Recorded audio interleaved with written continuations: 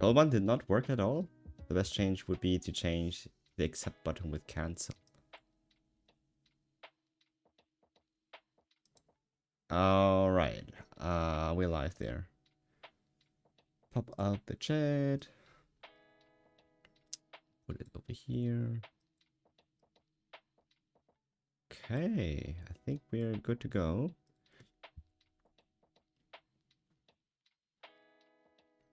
Alright, hello YouTube. And hello Twitch, as always. Man, I really do get much better at, or much quicker at making more thumbnails. I used to take like 30 minutes, and now I'm just like doing it in a couple of minutes. Put it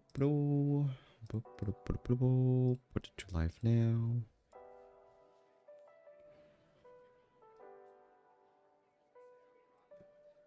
Alright. Let's see.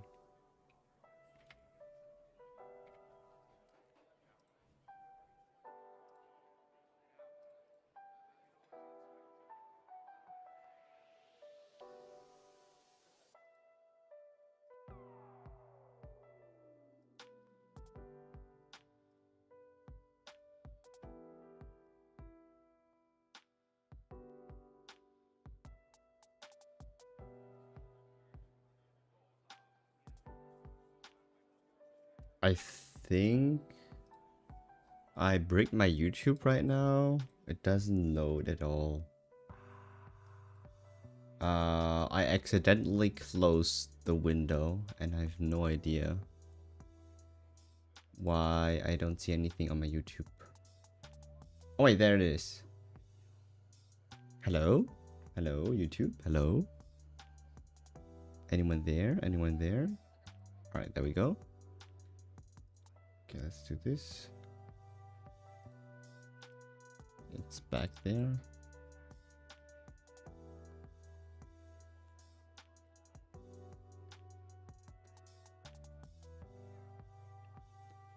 Alright, we have it ready in a moment.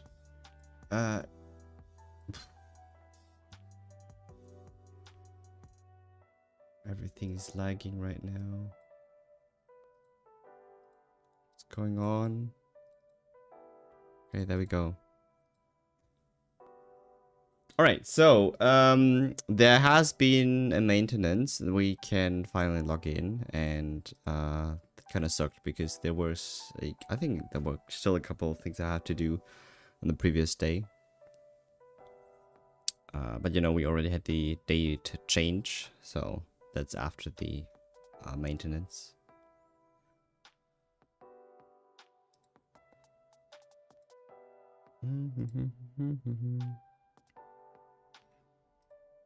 Sound control.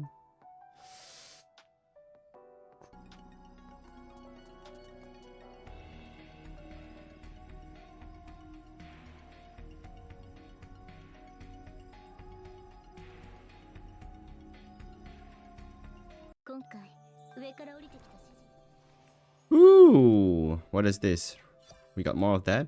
Race gift.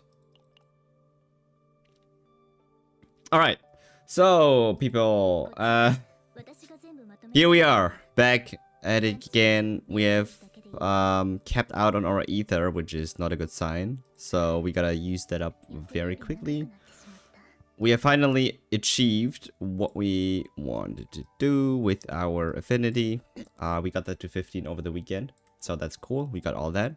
And I think 9 is the last one, but I'm not sure because it doesn't ask us for any more affinity here. And I think that's the last one. I'm pretty sure. I don't know. We have to create 3 memory fragments, which is not a big problem. Upgrade memory fragments to level 3 18 times, which is not a problem. And clear battle mission chapter 5 promotion mission, which is a little bit of time gated because we require level 50 for that. Still sitting at 47. So yeah. Be the test subject for me and find out the purpose of reset all on Chaos Matrix system. Oh sure, I will be. Let me go all over the changes real quick. So I don't know what they have changed, to be fair. Again, like I was away and I couldn't check the patch notes. Where did I see that? Where did I see that? Is that on the question mark? Is it here? Update. Let me see what they did.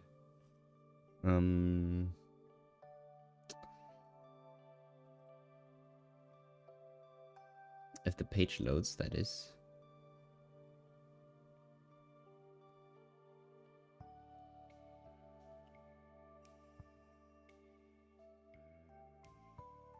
What is was it regarding the follow-up measures regarding the Codex Safe Data application issue? I don't think that is the thing.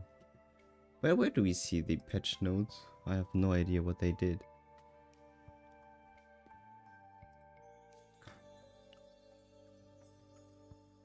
It's on the websites, right? Temporary maintenance Tuesday completed. Ah, that was it. So what did you do?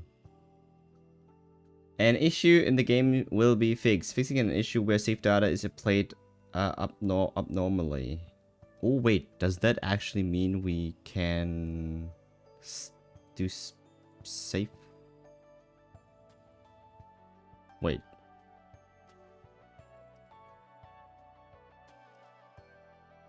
I don't think they changed the way safe data works though. It's just that sometimes it isn't properly saved, but that's normal.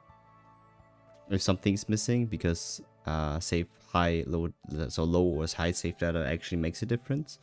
I think it's the case when you might have high safe data, but it is actually not saved properly. Maybe that's something that they fixed, but I'm not sure.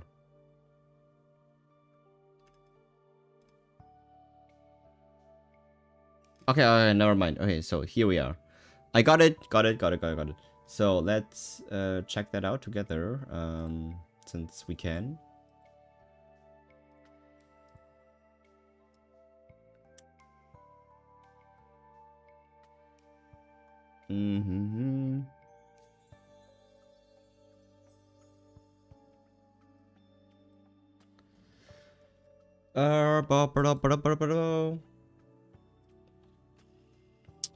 Zero out all despair. Hello, this is the Chaos Zero Nightmare team. We have identified an issue where safe data obtained from the codex was being applied abnormally. It is scheduled to be fixed through today's maintenance. We sincerely apologize. As the abnormally generated safe data may affect in-game balance, we will be conducting a comprehensive review and applying corrective adjustments where necessary in consideration of time. Adjustment targets. Safe data generated beyond system limits due to the error. Adjustments may include card deletion, addition, or removal of Divine Epiphany. Yes! Yes! Yes! Yes! Oh my god. It's... That was actually a thing? I thought that was on purpose. Because of low safe data. I have no idea how that works now. I mentioned this in my not released beginner guide yet, but I might have to review that. Man, it's so good that I actually not finish it. Like, the more I work on it and the more I learn about the game, the more I think, yeah, I mean, it was better not release it now, because we have so many changes going on, and there constantly have been revisions on or updates on certain things where whatever I said before just isn't true anymore. So that might also have to change. I also mentioned in the guide that this is due to how the quality of safe data works, and I think that's still true. It's just that sometimes it does that where it should not do that. However, Divine Epiphany effects, they should always be there, and I think they are still there. I have an example where, okay, they have fixed it now, you cannot see it, but let me show you if I can show you this, if I may. So here we have, I think it was here. Was it this one? Was someone saved data? Someone saved data. It was. I'm pretty sure it was Magnus. I'm not sure where. Okay, never mind. I thought it was this. But you can see here on this screen where Frost Charge has a Divine Epiphany increase this card's shield by 30%. Like, it doesn't has the badge here. Like, it does not mean the effect has been removed. But if you click on that, the badge suddenly appears. It's here. But like, this is a visual error which they didn't fix. I thought like that was strange. So, but that's not because they have removed this line over here down there. So that's still there. Interesting. So. Hey Angel, don't know if you've heard of the drama, but I'm feeling like I'm from the future. You are? What is the drama here? Brain of braining. Reddit said there was a bug from Chaos 5 that was causing people to get too much data. What? You mean the rating? Or actually like more cards? Like actually the TB rating you mean? Maybe that might explain why we got a 50k TB on a set that wasn't 50k. Like, but I think, I don't know. We will check that out later. So, we already got the compensation.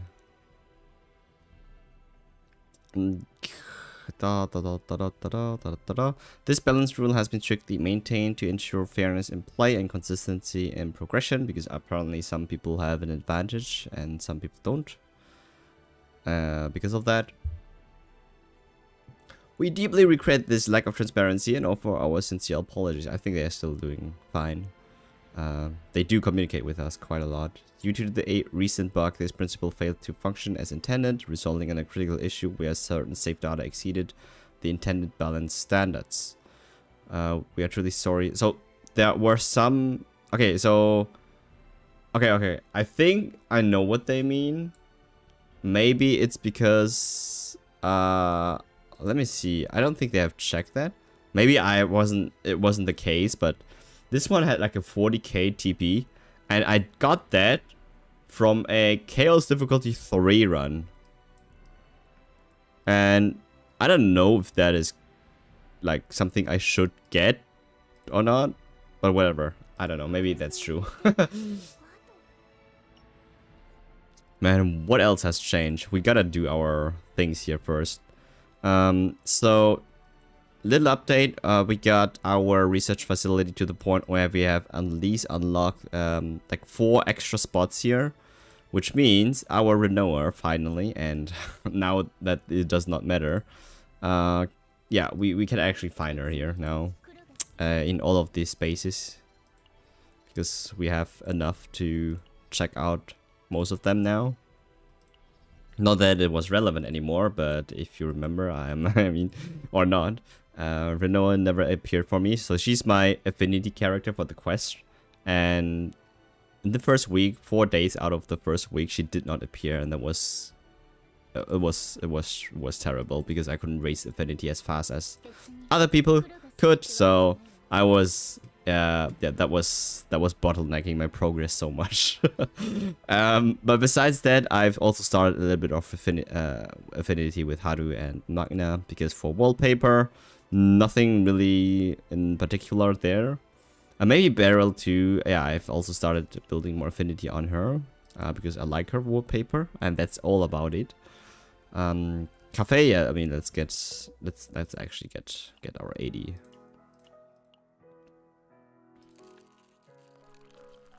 Olia Selena, best wallpaper? I agree. I mean, Reddit said, I read that. Remember that I said I hope the devs wouldn't mess anything up or get called out for something bad, and then about a week later they actually got called out by the Korean player base. Lol. Hi Joni. Hi all. Okay. I think every developer. Okay, game releases never go smooth, and there's always something to complain about, and I think that's a standard now. But of course, it's the Korean player base because they are so dead serious on it that I mean, yeah, I mean, it almost feels like they have nothing better to do. Sorry, but I mean, just enjoy the game as it is, and I mean, it's not like it's PvP. You get rewarded for it or anything. It's not like your life depends on it. So just be patient. The team will fix it eventually, maybe. Right. Let's do our simulation first. I cannot see our stamina, more ether.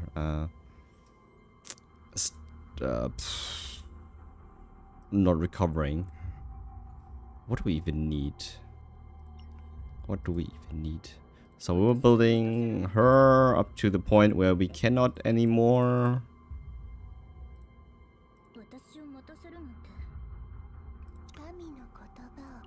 Well, I think it was you. Yeah, we gotta do more justice.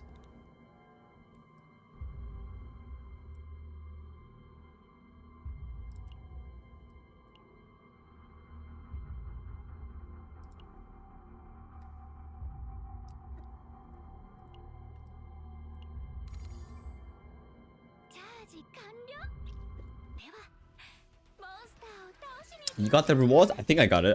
I claimed it, but I mean, I did not know what was there.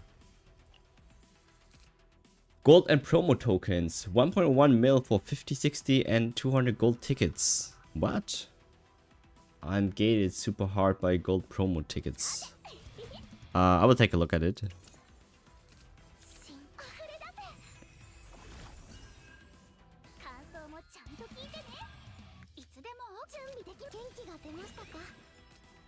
Okay, I think I should use the other team because this is too much manual for me right now for the auto.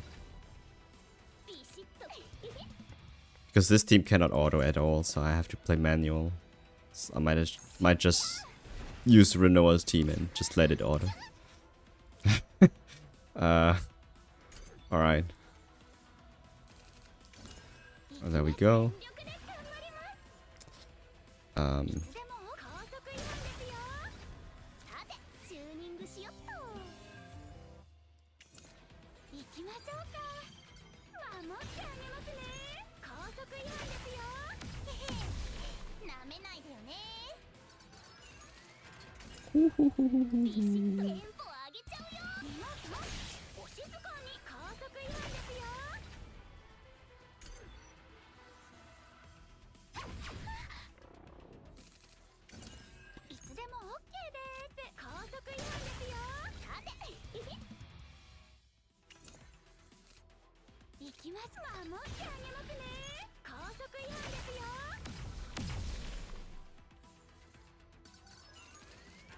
The male had 1500 crystals, 30 pulls for normal banner and something else, I think.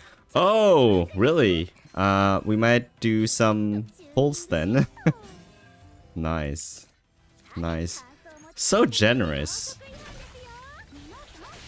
Cannot say anything bad about them. I think they give their best to make the game good.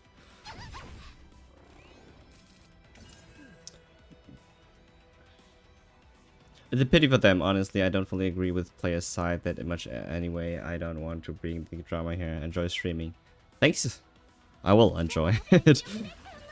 As I used to do and will always do. I'm not into drama.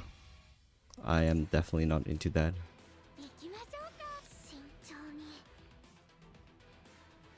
Come on.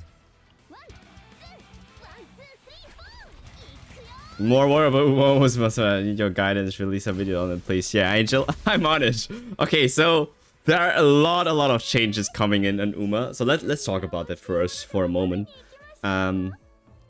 So I'm still currently working on the CCN beginner guide, but at the same time, and I think I have to in parallel also start working on the Uma project because this is going to take forever, and I'm still like on it. And Uma has some severe changes coming into yeah, into global next week, so on the 11th, in exactly 1 week now.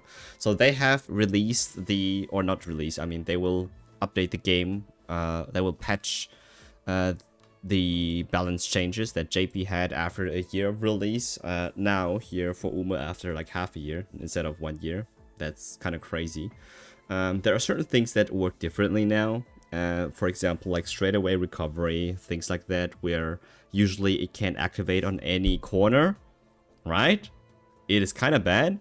Now, guarantees activating in the middle of the race, which makes certain things, or certain skills much more better now. And like, this is just one example of a lot of, one of many, and Guts is working differently now. And yes, it is time now, guys, to build more Guts. And my god, plus 20% Guts. I mean, oh my god, my Gold City is going to be so busted, dude. Oh, I cannot wait to build Gold City. So, yeah, Dire Scarlet 2, like all the plus 20% Guts characters, holy shit.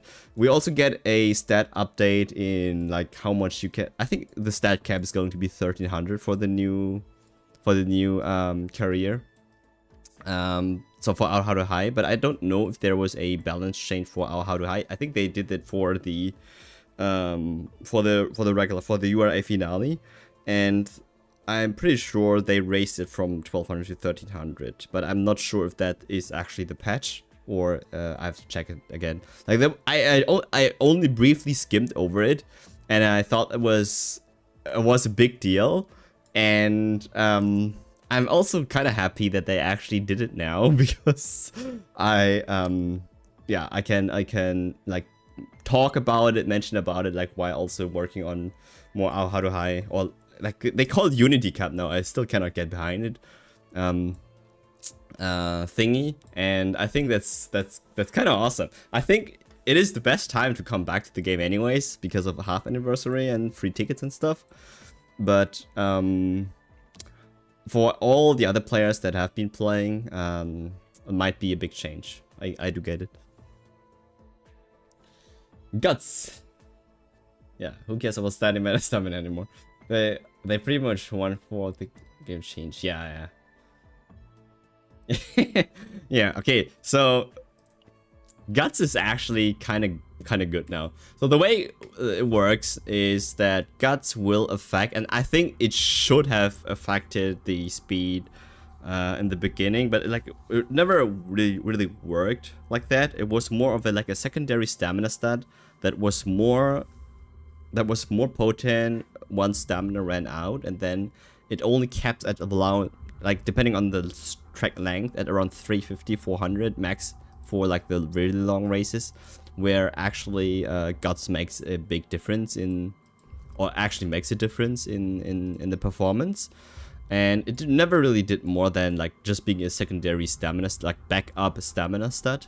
And now they have changed that it actually, and they mentioned it before that this is how it should work, but it kind of like never worked that way. That Guts now affects the last spurt speed, and that's huge. Yeah, I mean, what else can I say? So this is big deal, because the last spurt is all that matters. It's like where after position keep, everyone is fanning out and trying to run as fast as they can, accelerate, and I think that's a really crucial part, and that's usually where also you want to be the strongest at, and that's where also why you optimize skills for that specific point of time. And having Guts like being an effective stat now that matters is huge, because besides like a good amount of speed and power stat, like having a high Guts stat actually will come in very handy. Not only does it still work with conjunction with like I think it still works the same way it did before, but it's like it now works on top of it. It works also as a velocity generator or something like that. I have no idea, but I need to research and I need to get more into that. to really figure out like how things worked here. Also, the Uma later has gotten an update for I don't know. I have saved the link somewhere. I have to find it, but they have updated the Uma later so that certain positioning skills and other skills, they do work now, and they have a more realistic simulation for potential like cases where you get blocked or rush and things like that.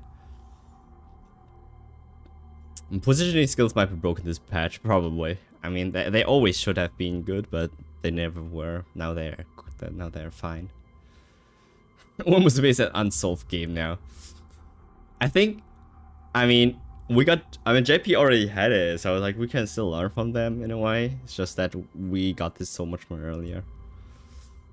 And everyone who has not been playing JP, they don't know, so they're kind of confused now. For me, because it was always that way, like it never like occurred to me that it was like a big change, because that's like what I was expecting anyways to happen. And I mentioned that, by the way, I mentioned that in the beginner guide that guts will not become good until a certain point of time, and that is because of the patch. And there were a couple of times where I also mentioned that I said that the stat cap would be, I don't know if I mentioned that, but the stat cap would be higher after the patch, and I did mention that. So I don't know if you remember, but I think I did mention it. You did? Okay, thank you, Craigs. Alright, I get you. I gave you a little bit of a hint. It's just that we never, like, no one knew that the balance patch actually came so much more faster. And I mean, I don't know if it's because of the accelerated schedule or not, but it's definitely I don't know what they're doing. Like, I don't know why are they doing this now? If they do it now, they could have done it in the very beginning. Like, why would they not? Why would they not do that? Maybe because they wanted us globals to feel like how JP was doing at the very beginning, and now after we got a taste of how it is, we're going to speed up things now, and things are getting crazy. Like, you will see a lot of like thousands, like 1200 speed, 1000 guts, like high power, high wit kind of builds. It's crazy, dude, crazy. Because guts also trains speed and power as well. Oh my god. Like the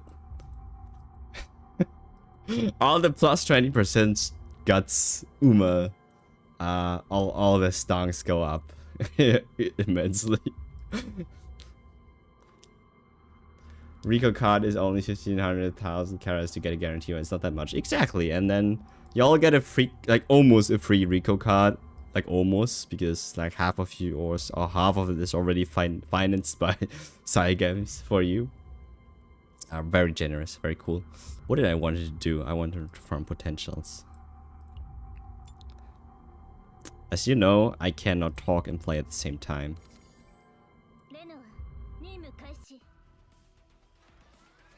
Alright, this one I'm just going to auto. So I can talk with you. Alright. I'm gonna pull on Rico card of 100%, I will.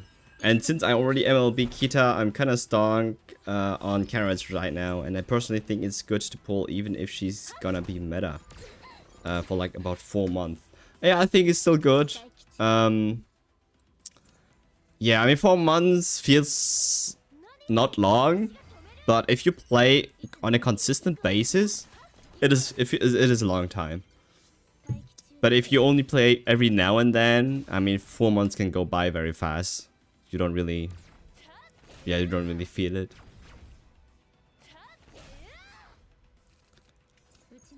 It makes so that the global version will have its own meta. Yeah, I know, right?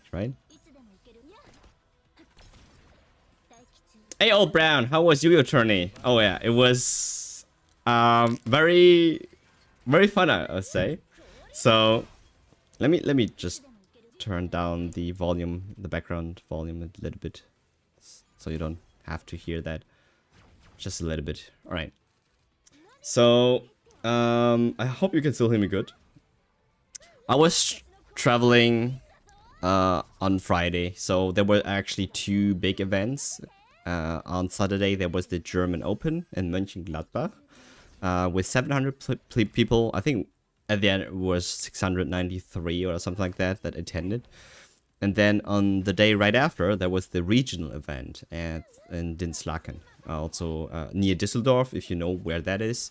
So that had around 300 players, and let me tell you, I mean, it was stacked with professional players. So usually during these events, or like big events, we also see a lot of people coming from outside of the country. So we had a lot of people from France.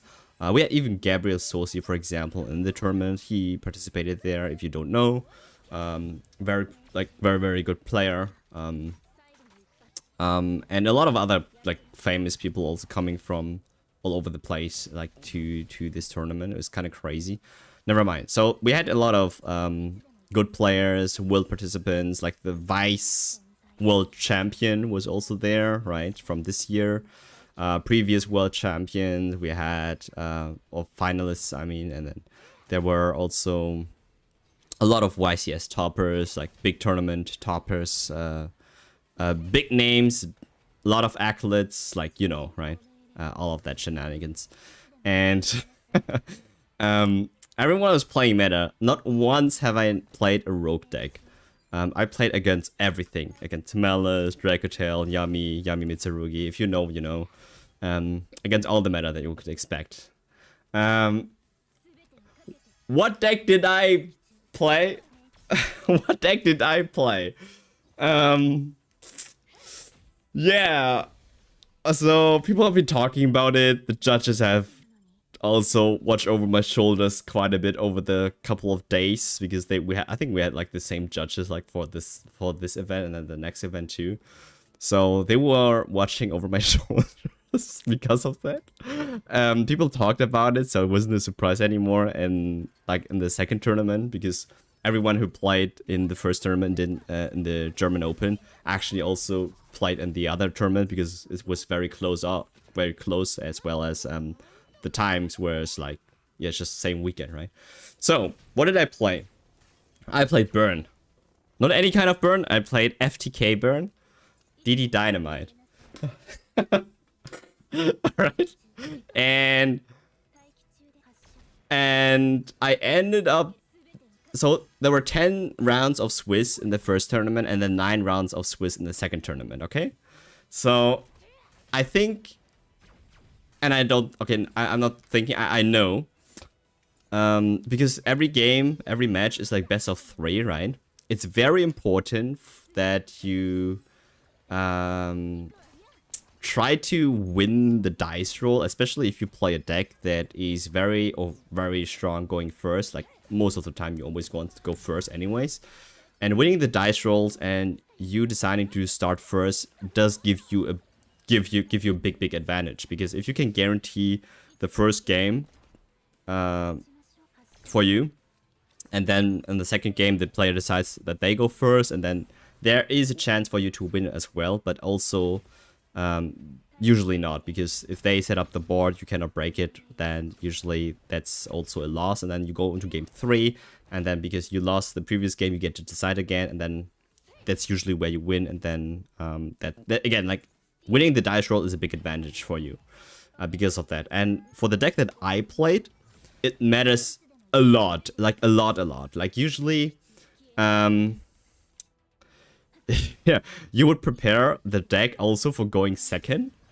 I did not. Like I 1000% just built the deck so I win the first game, and I just decided that the dice roll is going to dictate like how I'm going to perform in the tournament, because I know my deck performs in a way that if I go first, I win the match no matter what. So it was, the FTK was very consistent. Not once, not a single time did I win 0-0.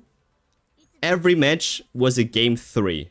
Because there was always... Oh, I always won the game where I decided to go first on the second run or the first run. So it was always like that. And it just goes to show like how crazy consistent my strategy was. It's just that a lot of it was decided on the dice roll. Anyways, long story short, I played a burn deck that was very non-interactive. I played 5 set cards. If you don't know the Yu-Gi-Oh rules, like you have monster cards, you have trap cards. My deck was basically just trap cards, right? I set 5, I pass. The opponents draw phase, they start the turn. I flip all my trap cards, I burn them. For 8,000 plus 9,000 plus damage, they lose on the spot. They cannot play a single card. I know it sounds toxic, it is. And we go to game 2. So that's how this game strategy is. every turn, like every game I get to go first, I have my combo basically. So yes, so hi Solkos. And it was crazy. So it was round 8. I went 5-3. So 5 wins, 3 losses at that point. And most of the games that I've actually lost, like 2 games for sure, it was kind of like my fault, but also one that was, yeah, it was totally winnable because, I don't know, like a little bit of RNG management here and there would have been actually good. If you know about Pot of Desires, I play that, and it banishes, you know, the top 10 cards of your deck, and then sometimes you just banish your like key combo pieces, but it was worth it for the kind of advantage it could give you. No one actually played Desires anymore nowadays, but this deck could play it very well. So anyways, there were a couple of sequencing that I could have done better to actually optimize my chances, and that could have won me the game there. But most of the games were very close anyways in terms of like game 3 when it came really down to it. So I was standing 5-3.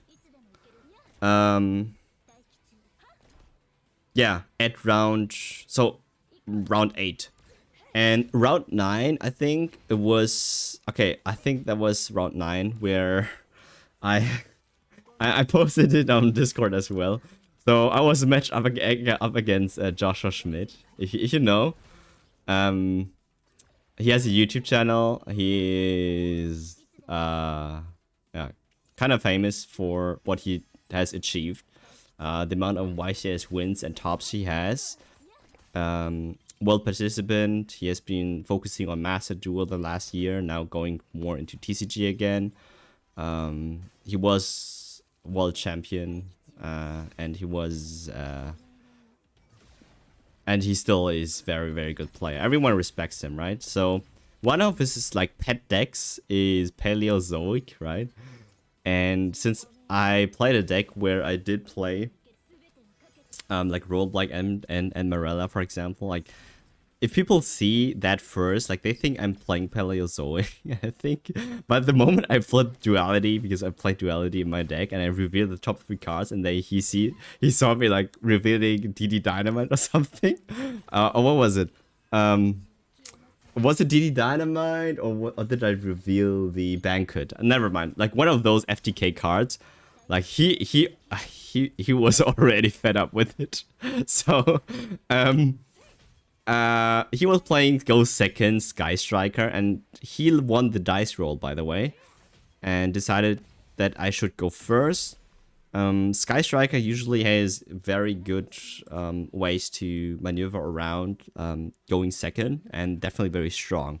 So he played that with the new branded card that actually lets him put in like a branded monster from the extra deck to the graveyard, which matters a lot now that I'm talking about it. So first game, he let me go first. Like I said before, when I go first, I win. I FTK'd him, we go game 2. So he gets to start and was trying to use his extra deck as much as possible because my damage, the DD Dynamite damage, is based off how many cards I can banish with Banquet of the Millions, which just says I banish X amount of my extra deck, and the opponent has to banish the same amount. So if he use up her extra deck a lot, then I get to banish less cards. Therefore, my DD Dynamite, which says times 300 damage for every banished opponent card, does less damage, obviously, right? So his strat then was because I have not really like a monster that he can interact with, nothing really that he could interact with. His only or his best chance was to set up his like OTK next turn, as well as the trying to just special a lot of like monsters from the extra deck. And that's what he did. I get to play a little bit and get his life points down still to like quite a bit, but it wasn't enough. There was a point where I could have drawn like one out of like 20 cards in my deck that could have been very useful, but I was unfortunately not drawing into that. Otherwise, I could have won the game 2 as well. But yeah, there were 2 turns, and then he just OTK'd me after that. Not really OTK'd me, but he killed me via battle after that. So we went to game 3, and that was where things got really very intense. He was 5-3 at the moment. I was also 5-3 at the moment. Depending on our tiebreakers, there is a chance for us to like still perform really. Well, actually, never mind. So in the German Open, the top 16 were always 7-2s at least. Okay, never mind. But going 7-3 at a 10-round tournament with that kind of players is kind of insane. So he was praying that he would somehow get over, survive this. Okay, like I said, if I go first, I win. And I draw my hand, game 3, and I saw like all my combo pieces. I didn't even had to dig for more cards or draw any more cards. I have like the perfect hand. I set all my cards and basically guarantee my win from that point on. Okay, so I passed turn. I just waited for him to draw so I can flip all my cards, and then like he dies, and then I win the match against Joshua with burn, and that would have felt so good. Anyways, he opened the new branded card that I talked about earlier that lets him send an extra deck monster from a branded card from the extra deck to the graveyard. And he opened up with the linkage, Sky Striker linkage, right? If you don't know, it says send a card to the graveyard, special summon a Sky Striker from the extra deck. So you know where this goes, okay? So he played he opened both, and that was his only out to my strategy. And actually, now that I'm thinking about it, not a lot of people could have actually played anything on the draw phase. Only Dracotel, if they have Urgular and 5 mana in hand, where they can quick summon the using the 5 mana into Artalion or Gulamel, and then also use the Urgular, so Urgular pops a card. Like that maybe could have interrupted me there, but he wasn't playing Dracotail. He was playing Sky Striker. They do have a lot of quick play spells, but again, like this specific combination of cards he drew was the only out that he had, and the chances to do so were not, I mean, they were not that high. They were still there, but unfortunately he had it. So what he did was, good play by the way.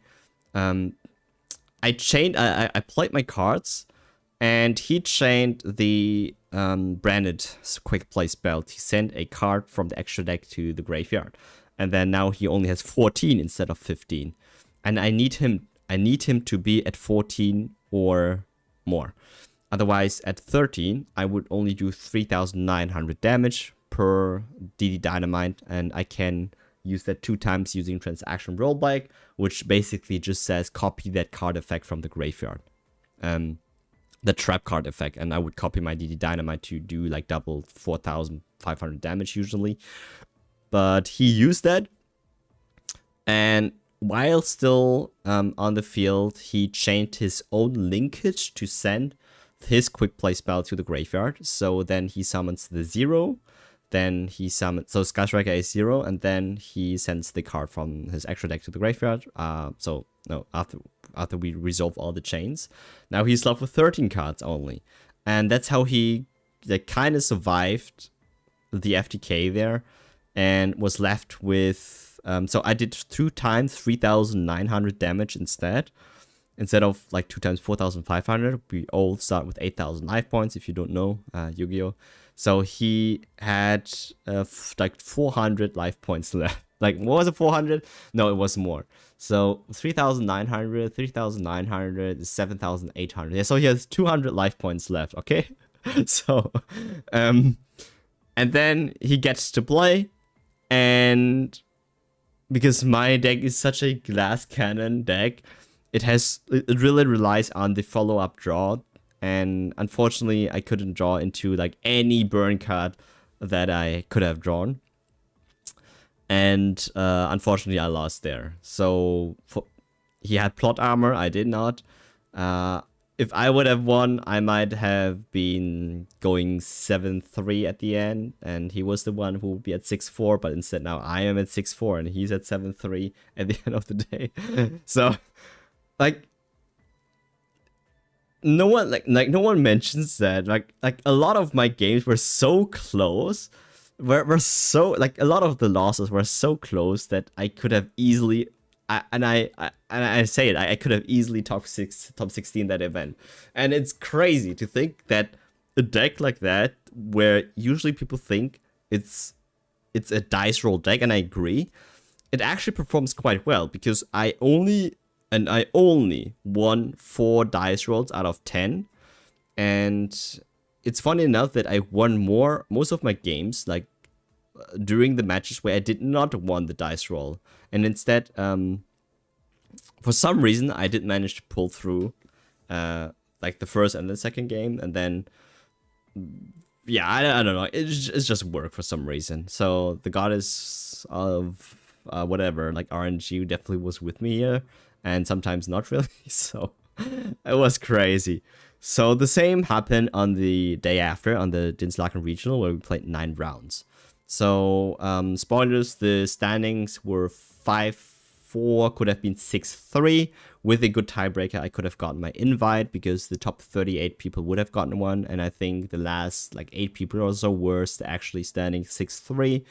And it was miserable. So, my last game was against also a very, like, strong player, and also a player with a couple of, like tops, I'm pretty sure. And he was, did he play Yummy or did he play Dracotai? I don't remember. I think he played Yummy. No, never mind. He played K9. He played K9 something. I forgot. The K9 something. K9 Mitsurugi, I think. I think it was K9 Mitsurugi. Yeah, he was playing K9 Mitsurugi. So, that deck is kind of decent. Like, I had my troubles with Mitsurugi, and especially Mitsurugi Yummy, where they put up like multiple Omni negations, and they did not again, like the first game they don't know what to play, and then they usually don't have their trap set up sometimes. But I think like a lot of people like have that in the main deck now. But if you don't know, like they have like this Omni negate, like the one trap that negates everything, that usually I can play through. But usually when they also play a Herald on top of it, where like the Yummy portion of the deck does it, Herald is also an Omni negate, and that already takes out 2 of your cards, and technically 3 of your cards, because they have the Murakumo on the field that also says that it negates a card effect. Otherwise, or you can discard a card to stop that effect, right? So because you only draw 6 cards in your like second hand, and having like 3 of them negated, or at least one of the combo pieces negated, like is very tough because you cannot really deal with more than 2 on the negation. Herald from Drytron. No, it's like Herald of Arc, like the white synchro, like the synchro monster, the level 4 tuner from the the Herald. Yeah, not from Drytron. Yami, that's the Pharaoh's real name, right? Yeah, I guess. And so, yeah, he set it up. Anyways, I won the dice roll. I should have won the game there, and I that's the first time, like the 19th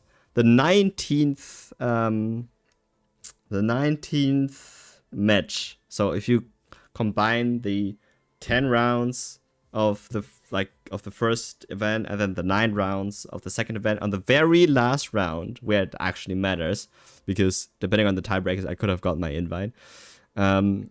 I decided to go first, and I bricked.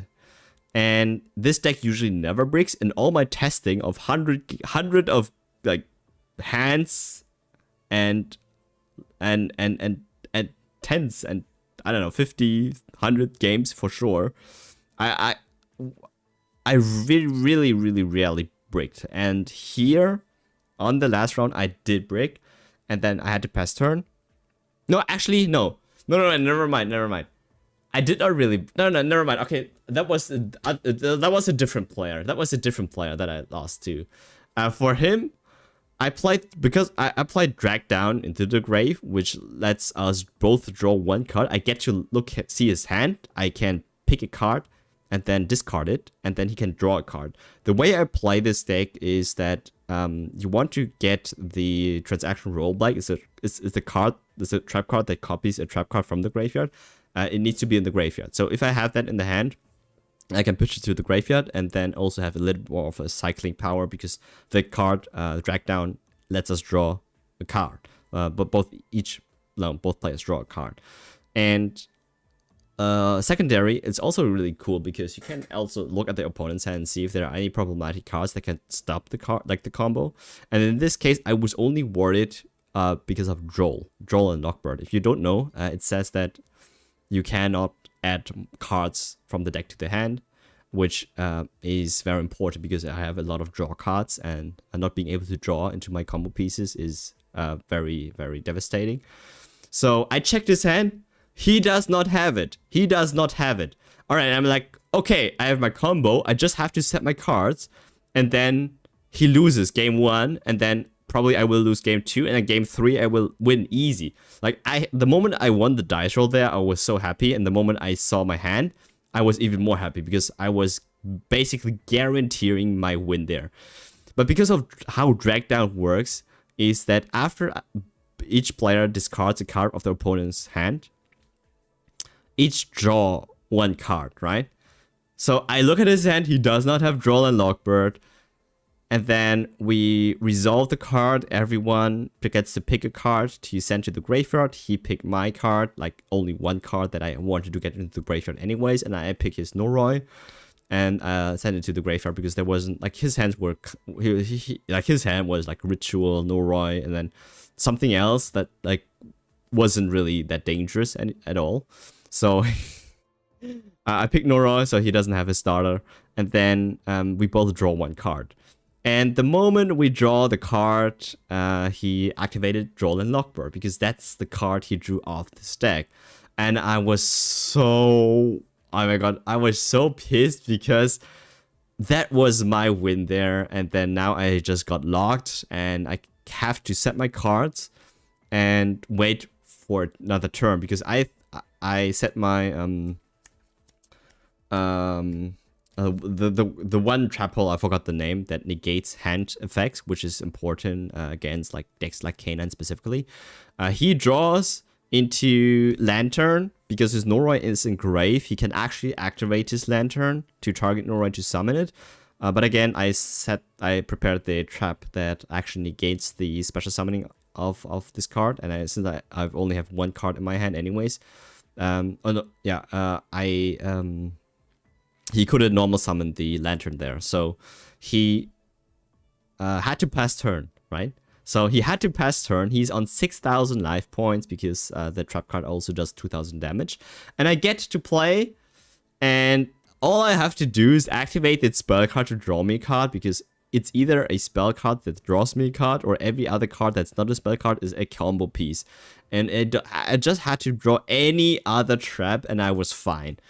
And I wanted to draw, and I drew into like a spell card that lets me draw. And then I tried to draw, and I think I drew into something that I couldn't use. And then he draw and locks me again, because that's I think, never mind. I think where did he got the lantern from? For some reason, he had like a second draw and lock bird from somewhere. I have no idea where he got that now that I'm thinking about it. And then he did a second draw and lock bird on me, and I had to skip another turn. That I went first, and I had to skip 2 turns, and he has to skip 2 turns. But he would have been dead if I mean, it's just so dumb. Anyways, he gets to play, and then he finishes me off. And I'm so mad about it because I did won the dice roll. So again, like a good example of like sometimes I just win the dice roll and I just don't win the match. And then I don't win the dice roll, and for some reason I do win the match. And that's exactly the opposite of like what my deck should be.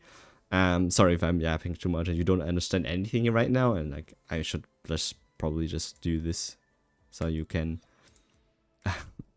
look at something. And we went to game 2, and I get to decide again that because I lost the first game, right, that I would go first. And I go first, and to no surprise, I FTK'd him, like no problems. We went to game 3, like, and then like most of my games, sometimes they ended, like we have 50 minutes of playtime. Sometimes there were games where I ended on 40 minutes still left on the clock. Everyone's still playing. I was one of the very first like people to get up and just, I don't know, grab food, sit down, relax, and just wait for the next round to start, because my games are so quick that you just don't I mean, you just don't know what to do. And then again, like I won the second game, and then we went to the third game where he decides to go first, and then he does all his things.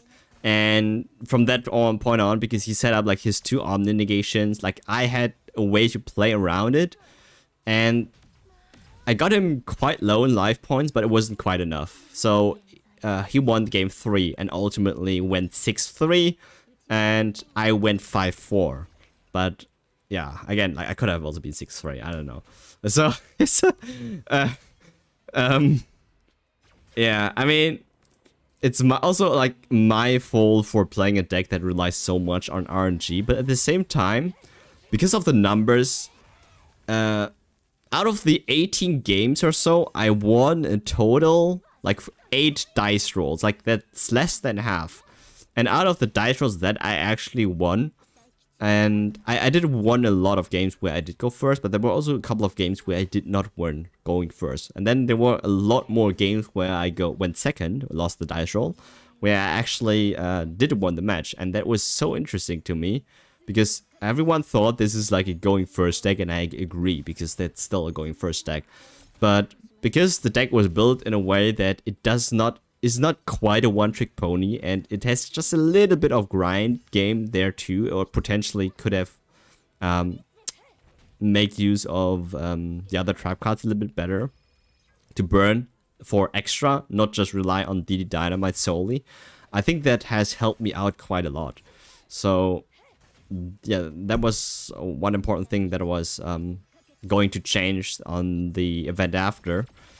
Which now I will probably make changes to the deck list. So there was a card that I'm really interested in trying out more, and I did found a way to like mitigate the risk of yeah, just burning out, like being less of a glass cannon like deck and glass cannon deck, and actually play through a couple more turns to make sure that we actually finish the people, because most of the times we just leave them at like 1,500 life points, maybe 1,500 life points, and there was just like that extra tiny bit we couldn't really squeeze out of the deck anymore, because it's just like one, like it was a one-trick pony, right? But I tried to make it that it's not like that, and I think it did help out a lot. But again, like playing against Melon is like the best example where they use up like half of the extra decks, and like them having only like 5 or 4 cards left in the extra deck is really bad for me because there's nothing really I can do about it. All right, I guess that was the story. So it went pretty well, and so for the fact that I brought a deck that everyone was not prepared for, and it was definitely not in the meta. Yeah, with the current meta, it's harder to wall break turn 2. I don't understand anything, but I'm amazed you remember every detail. Yeah, so usually you carry these things here. Like this is a block. Like there's nothing in here. Like, but I have like a block where I would actually. So this was from like previous tournaments where you can just write everything down. This is like what you use to track life points, and you write that down. But you also write like some information here and there. And the more games you play, like you more you remember. It's the same with chess players. Like, how in the F do chess players know what the board state was of a game that they played 5 years ago? Like how, right? Like how do chess players do that?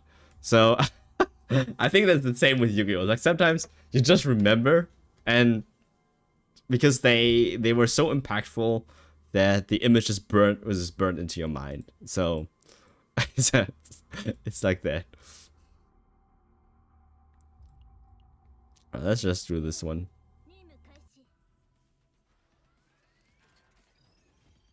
High IQ? Yeah, I don't know. I think with chess it's a lot more image, like it's pattern recognition and imagery and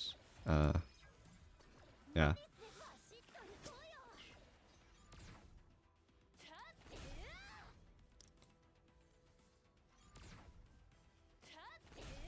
Did you use your 30 pulls? We will use that now after this after using up all our ether.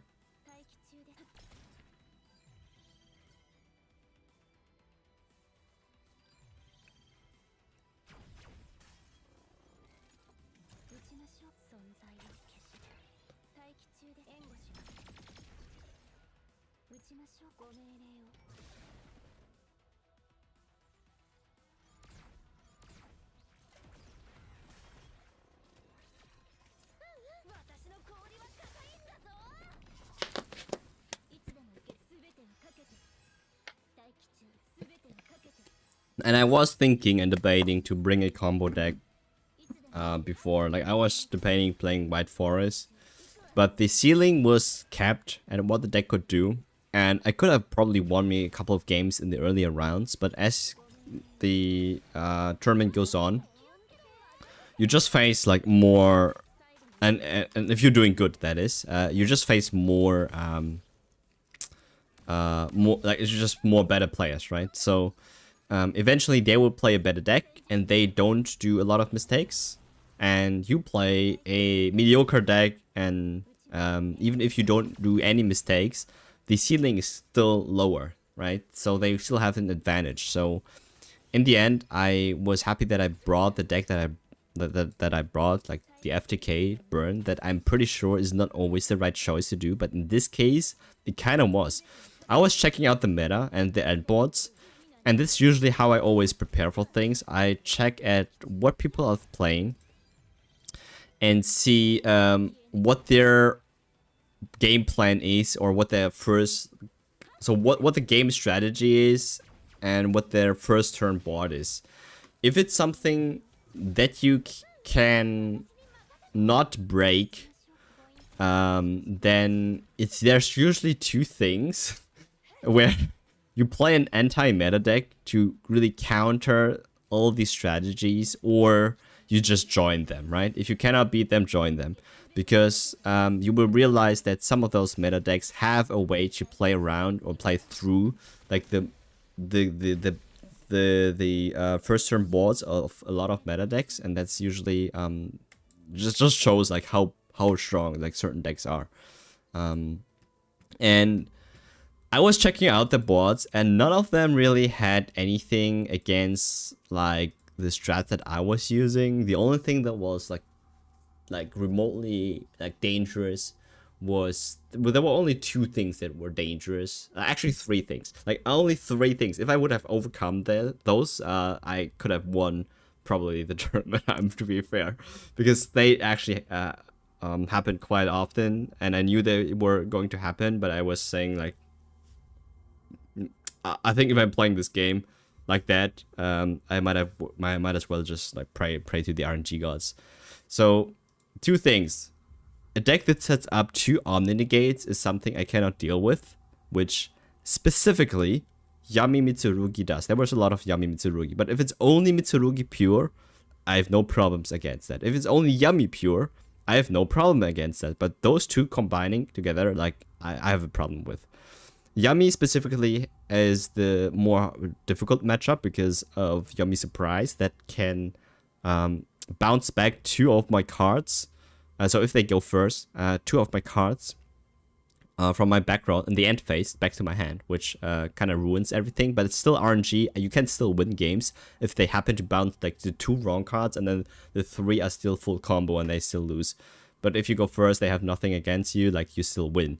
The more RNG matchup was definitely with Draco Tail, where they have a card that lets them quick fuse from the hand, even though it's my turn. Now, if you know, you know.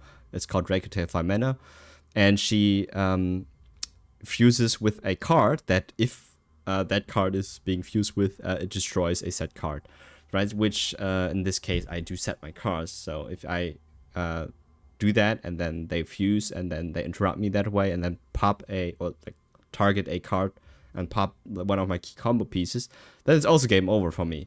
But again, like it's like only 1 card instead of Yami Surprise, which is 2 cards. So there is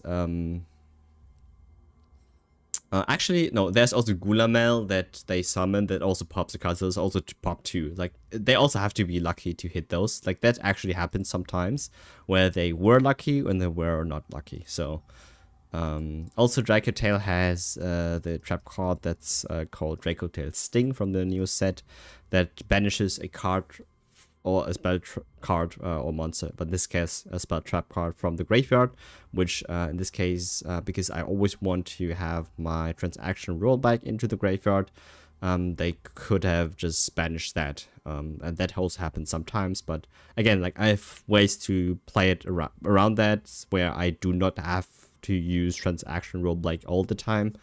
But that's also one thing that I was scared of. So like these 3 weaknesses seem very okay for me to handle, even though they were possible. But there was no deck really that said like negate this trap or like destroy back road a lot, right? So it was a really good time to play this deck, and because no one had anything. Because of Mitsurugi, there was a lot more Droll and Lockbird going around again. Again, like if I played White Forest, that would have been devastating because that deck loses to Droll and Lockbird very hard. And I just decided to bring Burn, which is still very vulnerable to like Droll and Lockbird in like my priority, like my case. But I still think it was the better choice, even though it feels that there was a lot of RNG involved. It's still the better choice. Like people think it's a meme deck, maybe, but I don't think so, because I had a lot of thoughts put into this and analyzed the matchups, and that was, even though the most yeah, how should I put it? Most meta decks, they cost you a couple of $100. That was the cheapest deck that I've ever had. I basically got all the pieces for $30, like for 30 euros, and that was it. I beat every other meta deck where they have probably spent $500 on the deck. It just feels good, you know. So yeah, yeah. Top chess players can play blindfolded. Yeah, they can.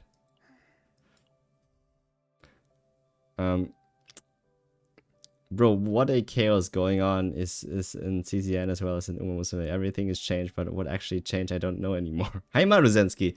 Yeah, so a lot of changes definitely in Uma Musume and a couple of changes in CZN, but I will still have to find out what's really different in CZN here because we haven't checked it out yet.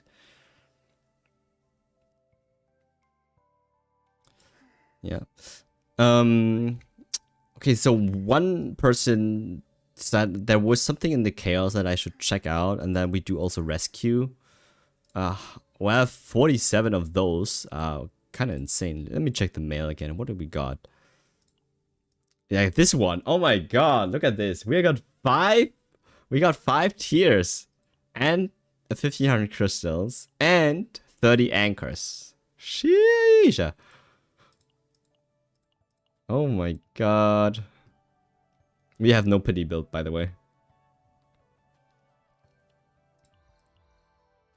Oh, we got a lot of those things. Prism lenses.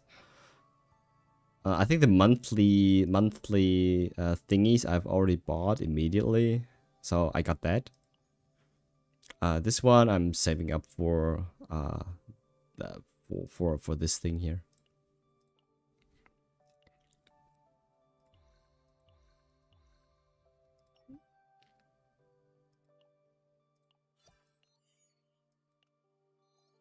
Yeah, we're probably reaching 48 today. It's not difficult.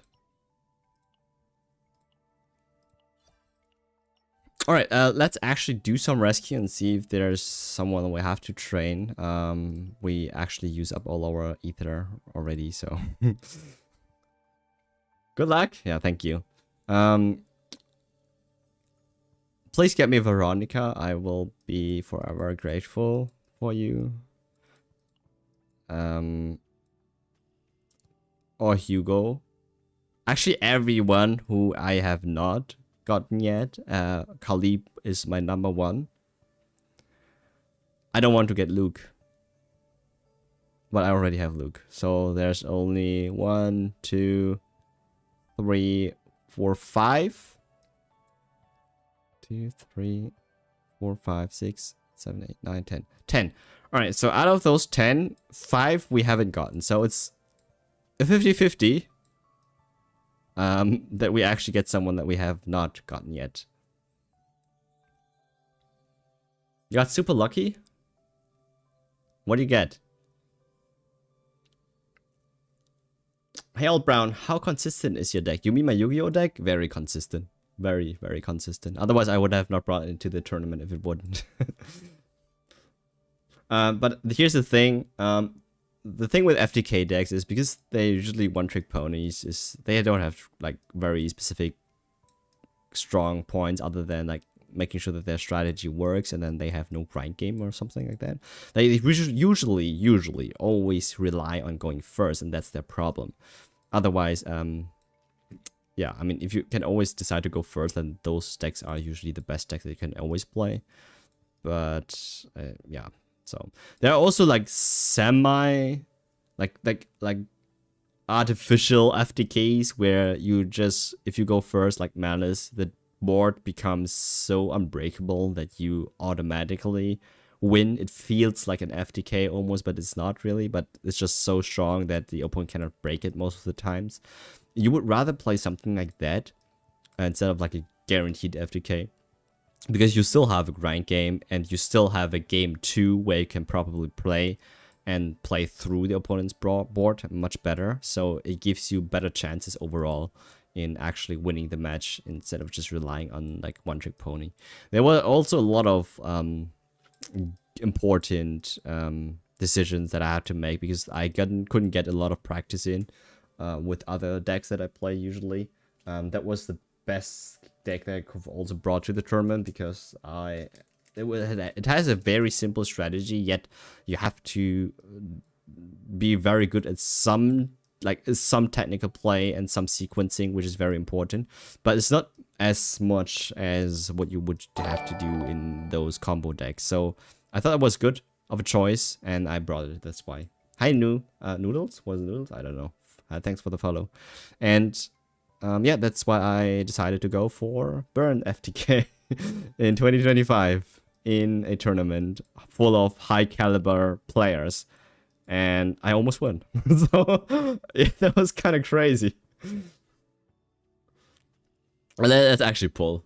Let's actually do some pulls. What do you usually practice playing your deck? Good question. I usually try to play at my locals, and like my locals is super competitive. Like we have some big high horse players there nearby, but also before I actually get the deck, because no physical cards cost money, I theory craft on simulators that you can use Project Ignis or Edo Pro. You can use YGO Omega, for example. You can use Dueling Book, which I use for a second case, like for a different case. So I would suggest using a simulator, because most of the time the rules are already built in, so you cannot really mess up, and you just find like what works for you after you drill down certain combos and find out like things work for you, and you have a deck and you know what to do without reading cards or having to think about it. That's when you use the deck and go over to Dueling Book, and that's where you play against real players, because it's not a simulator in terms of like it has the rules automatically applied for you. It simulates like real gameplay as you would have in like with what you would have in with other players in front of you, because it does not tell you like you can activate this card, or like this cannot be activated. You have to actively understand what your cards do, right? So in Master Duel, that's something that I don't like about it, is that even new players, they tend to click every card that the game tells you can activate this, and they were like, ah, true, I forgot you can activate this. They activate it. It doesn't make them a better player, you know what I mean? It's the game playing for like being a helpful tool for you, recognizing these things, but you have to understand this by your own without any help. That's when Dueling Book is a good tool to practice against other players. Once you get good practice down and you have tweaked your deck, that's when you actually get the cards and then play against people in real life, and preferably in a setting where there's also a competitive environment, because you don't want to play against players that don't play like competitive, right? It doesn't not make sense against someone who plays Blackwing, because he's still in like playing like I don't know, from Edison format. Like, and you have to actually like look and find if you can actually find people. You get to playtest with them a lot, and once you exchange ideas and make the deck as good as you can, and you know everything, every like interaction with the top meta decks by heart, you could technically bring the deck to a tournament already. But me personally, if you are really try hard about this, you play every deck. Like, you play every meta deck that there is, like the potential like top 5, 6, 7 decks that you could possibly face against in the tournament. Usually top 5 is enough, like top 4, top 5. You play them all, and you try to get good at them all as if you would play the deck in the tournament, because you don't want to think about what cards do what when you play an opponent that actually use those cards. You want to know exactly when the opponent plays this card of like this sequencing, like it probably means they have that card in hand, they have that card in hand, or like they have like or they're trying to do this, because you just know the deck inside out, right? And that's where that's where all the preparation comes in. It does take quite a lot of time, but then you also have to put in much more time into your own deck that you actually want to play. And that's, I think, for me, is the perfect preparation for a tournament. If you know every interaction that there possibly is within like this space of meta decks and your deck, you are 100% prepared for the tournament. And I think there should be nothing that should surprise you. And by nature, you should be able also to always win against other rogue decks automatically. If they just are similar to meta decks with a lower ceiling, you should always win against them anyways. One same as one PCCGA. I play on sim before buying cards. Exactly. Yeah, there's no need to invest in cards until you actually play them in tournaments. Yeah. Get nervous at low kills. Better on sim. Yeah. I think that's for most people. Yeah. CZN doing tournament? When? Not CZN. Sorry.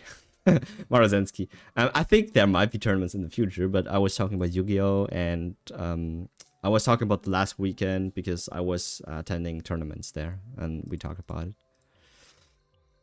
Alright, people, let's do some rescue. Who do we want? We talked about it already. Sorry for you guys if I already repeat myself. And yeah. Kalip! Yes, 100%. She's my number one. Very close to number one, probably Veronica. And then we have very desirably Rin, Malin, and Hugo all on the same level. So I just don't want Luke, but the more I talk about it, probably I will get Luke, so I stop talking about it. We'll just do some. Also, it's like not even guaranteed. Like we have no pity no pity built here, so it does not even matter. Like, I mean, you know, it might not even happen. Who cares? You get Veronica anyway. I mean, that's how easy it is. We just pull her, right?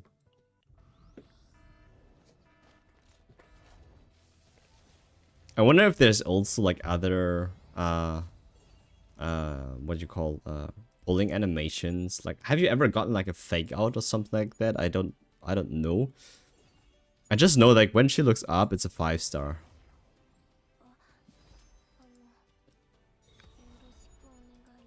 Oh yeah, and also get me Cassius, please. Cassius is also someone I still like.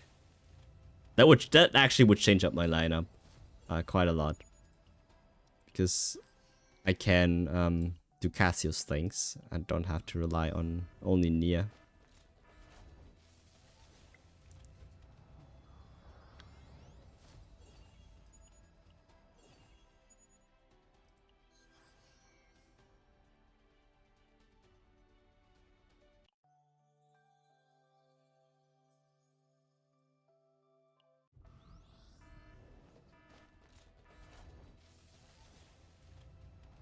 Yeah, come on, come on, come on, come on. Yeah. We already got you. Are you E5 now? I think so. ME5. 7. 7. 7 left. Got a barrel? Oh no. It's definitely. It's 5. Almost maxing here. Woohoo!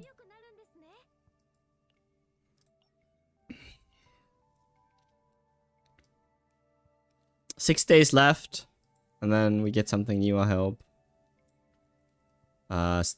Did they release a trailer or something for the new character? I don't think so. Let me check. I don't think there's anything new here.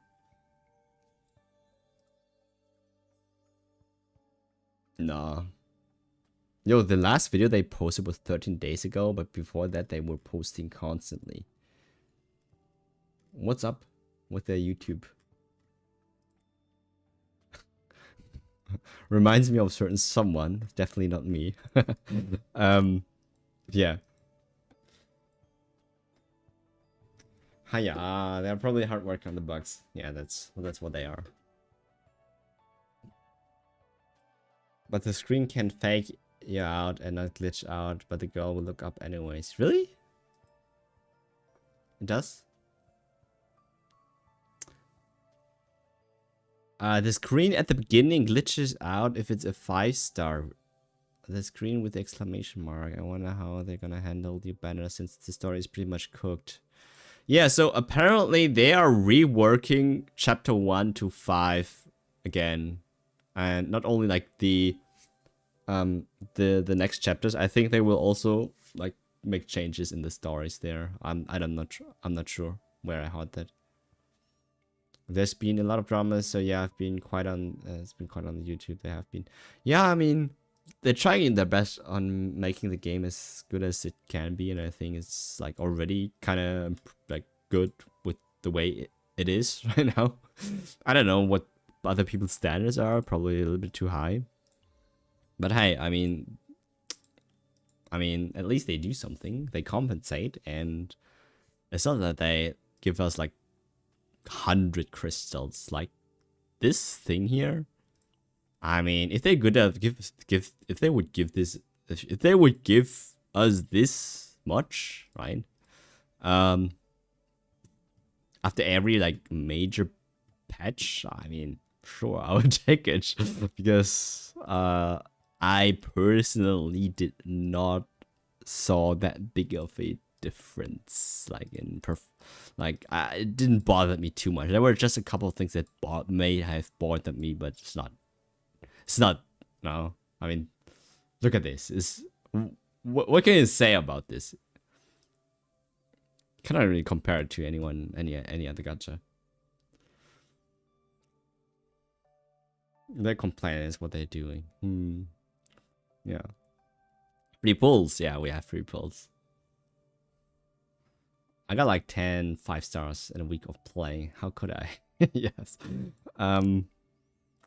I mean, yeah, so if you're a beginner and you complain, like, if you just start the game and you complain about the characters you pulled, you just reroll the account and just reroll the account. So, I mean, yeah. Gameplay is satisfying. Yeah, I agree. He's still very good. Yeah, we're not into drama. I mean, all the drama will resolve eventually, or will just drown in like better updates, information, whatever. Like, it's not an internal thing.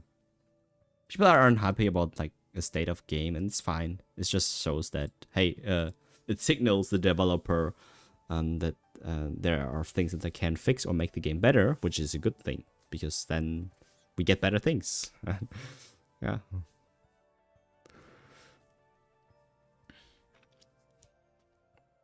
The only bad thing about the game are the neutral cards. Not all of them, but most of the neutral cards are kind of bad. I agree. Like, the neutral card pool is kind of weird.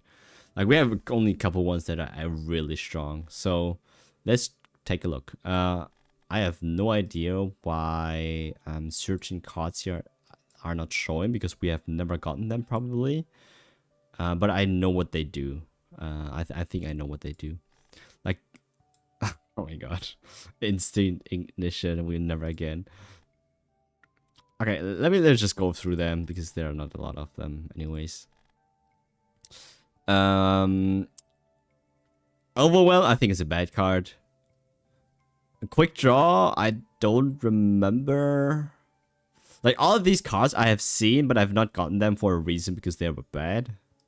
And they felt bad. And then usually it's cards that have more generic utility that I get. Like, for example, Rally is a free card. It's a free draw one. It doesn't really waste your turn because it has haste. +3 action count to all enemies. Is sometimes relevant, not always. And they cost 0. It's like such a free card. It just replaces a card in your deck. Like, not really. It's just, right? It's just as if this card was not there. But the good thing about this is like a free trigger for the draw 2 thingy that has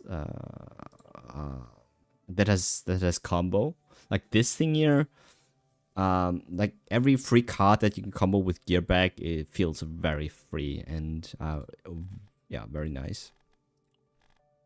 It also has kind of good epiphanies too, so it's you don't see them here, but if it has an epiphany that actually is helpful, like +1 AP, I mean, why not?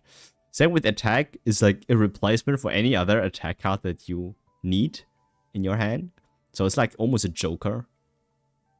Actually better than Joker, because Joker costs 1 now.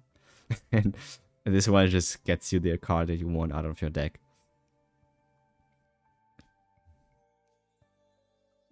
I actually, by the way, Rally is so cheap. It's freaking cheap. It's 35 credits. It's nothing. I usually use one Wonder of the Void on my run. 4 cards seems good for Tresor. Alright, Marazensky, have a good night. I mean, 3 AM is very late. Yeah, bye-bye. At the end of the day, with the drama, it's not bad news until the rewrite has proof of being worse than it is now. Yeah, I mean, okay, if they make the story even worse than we have, then we have a good reason to be mad about it, but I mean, I don't know. They can decide to just change it again, and then until it actually is good. Like, good storytelling is very difficult. Because for a game like this, where you where you have skip button, like how are you not incentivized to use the skip button if you are a hardcore player? You just don't care about the story. Whereas Genshin focuses on, because it does not have a skip button, right? Now they have, I think they have implemented skip buttons now. I don't know. Like the same with HSR back then. Before they have skip button where you just have to read. They made it on purpose so you bond more with the story and the characters, and it actually does a lot for the game. But I mean, we also get bored of it and kind of annoyed by it to some degree that we cannot skip certain scenes. And I think HSR, they have gotten it now that you can now at least skip like the newer part of the stories if you want. But I would never like skip the main stories. Like, I think it's still very, very decent. Yeah. And then with games like this, like especially like visual novel style kind of games, like not having a skip button sometimes feels too much. I agree, it's too much text. It's just for people who don't read and only want to play, it's too much text. It's not for everyone. And then, I don't know, the story is not even good. Like a good example where the story is kind of cooking is where, what was it? I know I have the picture. It's the 2D game where you drop the characters into battle and then they auto battle for you. The Korean game, I forgot the name.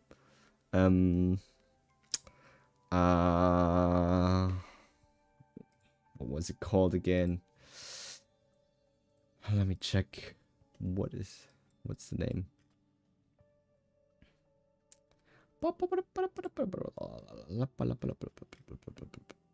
Counterside, yes. Counterside. So, have you ever played the game? Korean game. The game itself is fine. It got better over time. It definitely was. I mean, it has its flaws for sure. But the story for the kind of game it it's kind of okay. It's really okay.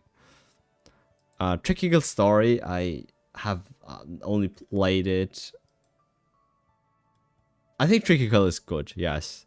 Tricky is more of a game where you are more interacting with the actually playing the game also more for the story than actually the gameplay, because the gameplay is like, I mean, it's very it's just for the sake of like being a game. The gameplay is there, but the real gameplay is reading and pulling cheeks in the game. That's what you want. Who remembers the Aranari story in Quest? I mean, yeah, okay, so Aranari story is, I mean, it was very long. Bond, more like torture for some of you. Yes. Have you gotten the Fox card? That was really good. Yes, we have gotten it. Here, I'll show you. This one, Spirit Fox. This thing here is insane. Duplicates a card. Very strong. So there was a strat where I had this on my barrel, so we can copy charge shot, and then have two really good and strong charge shots built up at the same time. The problem is because you copy cards, and Beryl says she gets 8 points of stress if you copy card from her deck, as if they knew that you should not play K-Fox in her deck, otherwise it's too punishing, because it's just too broken. Yeah, you have to be careful about that. Alright, let's go over the cards. So Rally was kind of fine. Wind of Relief, I tried, is bad. I don't get it. I mean, it can come up sometimes because of the status ailments. If you have certain boss fights where they just clog your hands with too much of them, that might come in handy, but not really. Instinct Ignition, we bought it, but the problem is that it... we talked about it. We had this in the last run with Aulia, where because she has a lot of free cards, we thought, hey, having Instinct Ignition is an upgrade card, by the way. Having Aulia creating all these cards actually grants her epiphanies, but that's not how it works. It's only good at the very first game when you still have to discover your unique cards. But once you have gotten all the unique cards, Instinct Ignition is bad or does not really work for you anymore, because it only grants the epiphany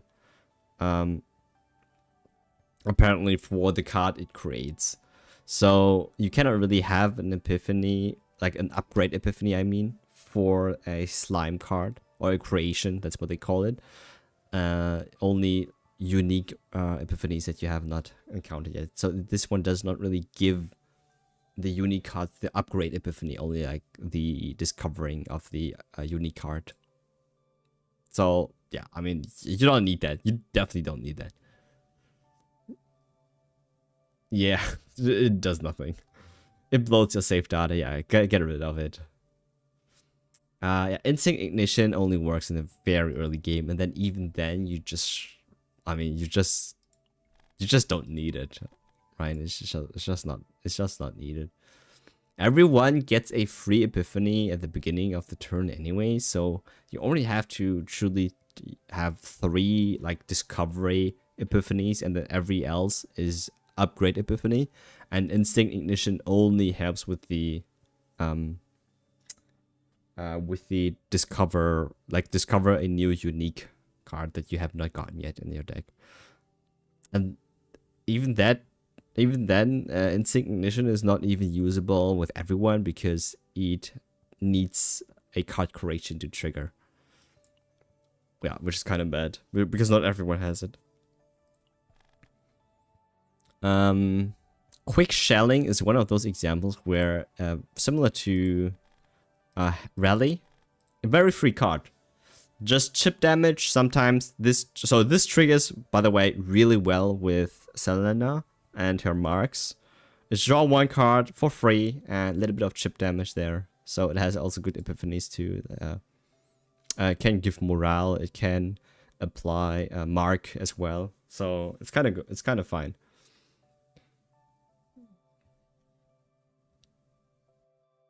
Yeah, at higher runs, you will 100% get every epiphany before the run ends. Exactly. So if you play difficulty like 4 or 5, and like even not 4 or 5, like if you at difficulty 3, the moment you have like 2 stages, that's difficulty 3, exterior, like in outskirts, and then the interior, everyone will get all the upgrade epiphanies. Yeah. Energy barrier, you can use that only. Unfortunately, they don't. Okay, they do tell you. You can use that on Strikers and on Vanguard. This one is really good for Kalib as well as for Magna, because this one also has, I think, a very good epiphany.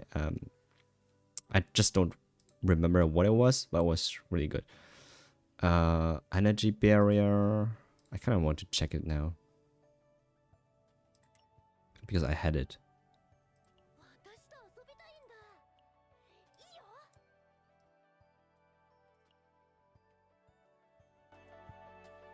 Okay, let's turn up the background music a bit. So, Okay, I have this here. Yeah, okay, so this one. I like Fortitude one. It's good combining with shields. It's free. She needs the AP. This one also apply vulnerable 2 to all enemies. That's kind of good. It's still the same as Frost Charge. Yeah.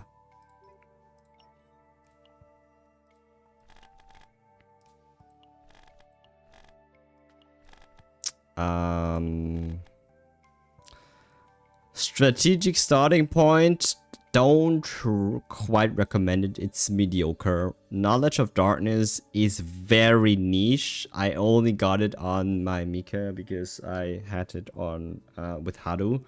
And there were some deck manipulation shenanigans that you can also do with Nia that allows you to stack a card for Knowledge of Darkness, especially with Anchor Shot, with a very specific Epiphany for Anchor Shot that generates a card into the deck, and you empty your deck with Nia first, so you have 0 cards with her EP skill. Then you use the Anchor Shot with Epiphany to copy a card into the deck, so you have only 1 card left. And then with only 3 AP, you would only be able to cast 2 Anchor Shots, because Knowledge of Darkness would then draw the generated Anchor Shot from the deck and then use it. That is super super specific, like what this card has, what it can do. But otherwise, it's just too random because it has Finale. You always want to use it last, and I don't know. It's just even with that specific use case in mind, it does not really come up too often. I don't recommend it. Somnolent Fruit is actually kind of okay. Like it's not. It can save your runs, but will make sure that I will cut this card out before I end the run, because the -5 stress for every other combat outside of Chaos is not needed. You don't need the -5 stress at all. And I feel that you should cut this card after the run ends. It can definitely help you get through certain runs, because stress is very stressful to deal with. Funny enough, I used Wander Out the Void for Blue Pot second boss. It was the only way for me to win the run. Yeah. Veronica without Ego 2 is impossible to win in Blue Pot second boss because of a random ballista hits. That's true. Strategic starting point is only good for builds that focus on using Ego skills as part of the build. Exactly. Yep. I don't think anyone needs Ego points really. Maybe like certain Renoa Turbo kind of strategies might want to use strategic starting point, so she can get to her Ego much quicker. Camouflage is good against certain bosses, not all of them. Like some bosses or some elites, they hit you with 1 attack, and evade only evades 1 attack. But the moment they have multiple attacks, you don't evade them, right? Just, like, it doesn't save your turn quite. If they have multiple attacks, you can still die. That's what I want to say. The draw 2 next turn is very good, but that's a cost for 2 AP. Oh, I don't know. Only if it actually guarantees that you survive the turn, then yes. But it's for me personally, it's a steep cost, but it definitely is. It can save runs. It has saved runs for me. Iron Wall is something I think you could get for a Magna as well. This one is very nice. It's an upgrade. It's permanent. You get a resolve and a fortitude permanently. So always shield and always damage taken -20% is kind of nice. It's like use it once and it's gone, and you are getting more beefier because of that. I don't know about the epiphanies here. I don't know, but it felt okay. I don't think you would actually have or realize a difference here with Iron Wall. I just feel that it's always nice to have. It's like it's better than some other shielding skills, like basic shield skills. That's what you would replace it for. Yeah.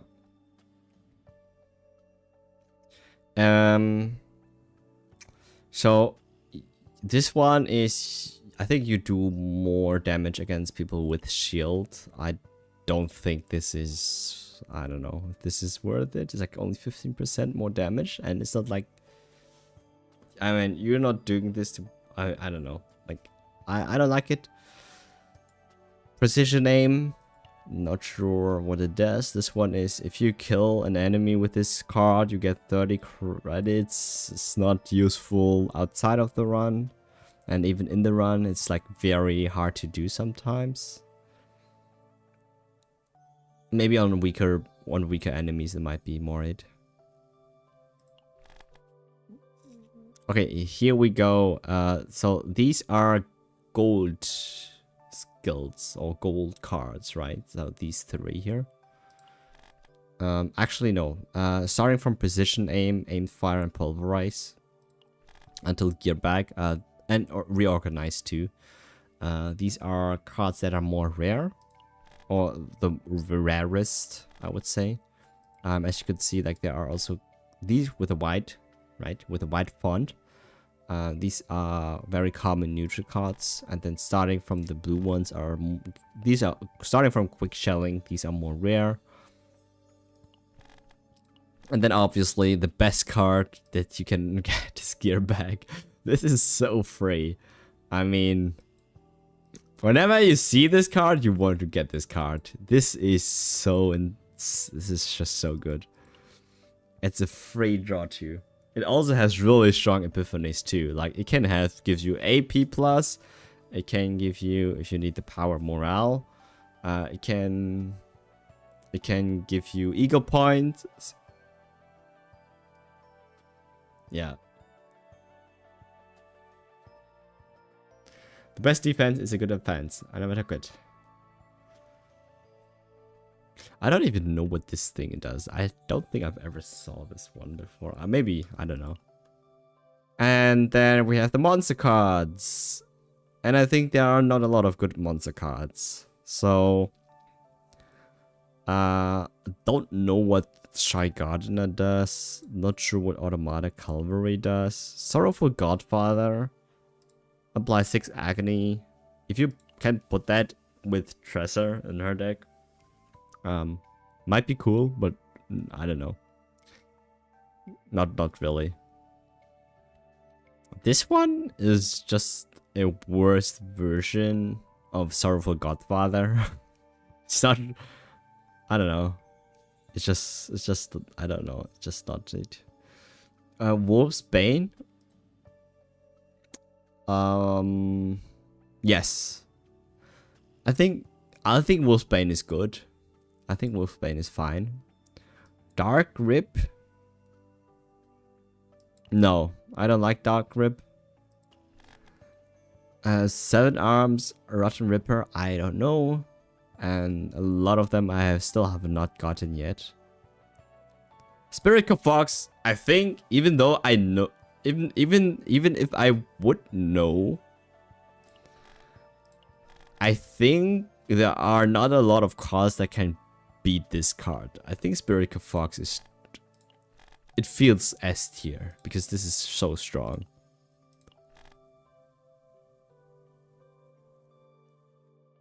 As for the other ones, I have no idea.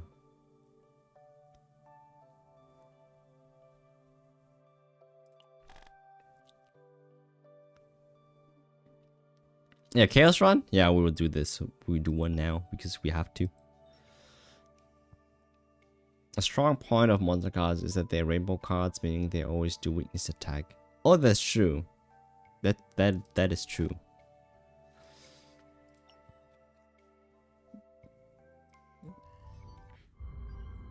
Okay, we have done our simulation now. There's nothing to worry here. Arc City, we don't think we have to do anything here. Got some notes to buy.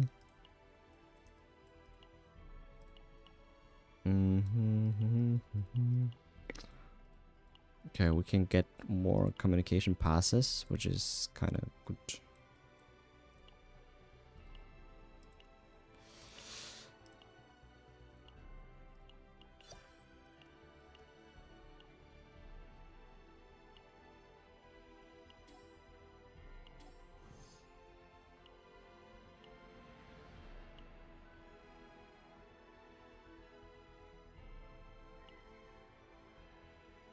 I don't even know if the middle part here is worth it.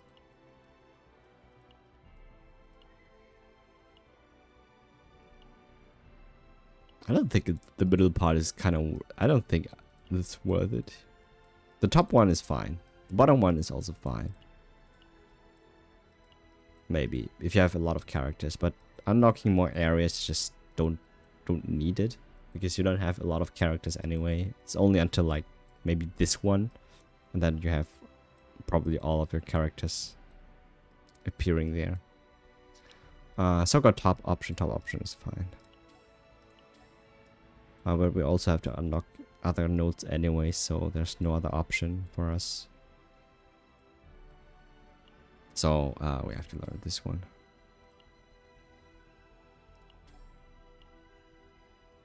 Yeah.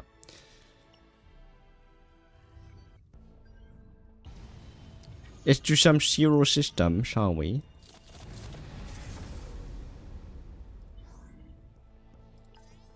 What is this? Actually merge a new one.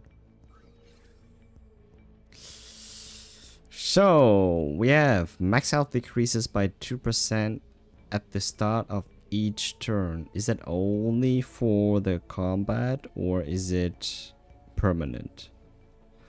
Discard one card randomly at the start of each turn. Level 50. Sounds very difficult.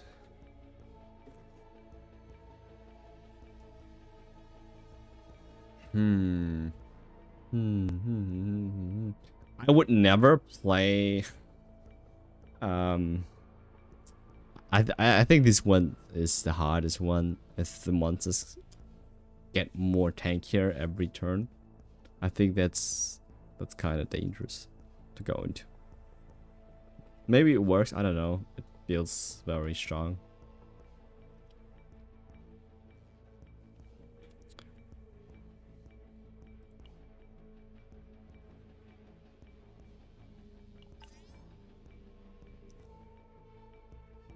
Oh yeah, food. Good point. Let's buff. Alright, Goto. What do you have for us? I am definitely for survivability.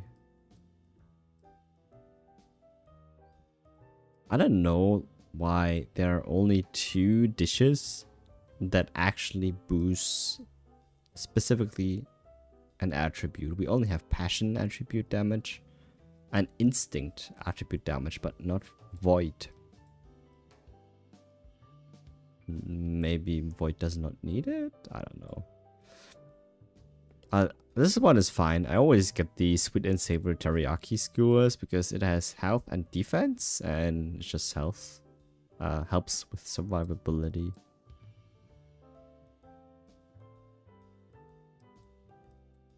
You can never go wrong with this one. Yep. Yep. Yep. Yep. Yum yum yum.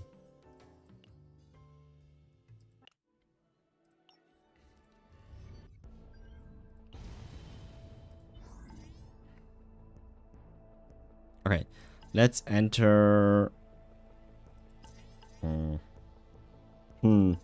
This is so difficult. Let's enter. We're not doing this. We are farming for points. Actually, no, we cannot use all here with this one. she has to keep her hand.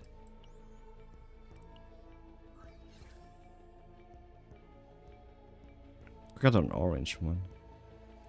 Max health decreases by 20%. Max health decreases by 1% at the start of each turn. 6 elite spots added.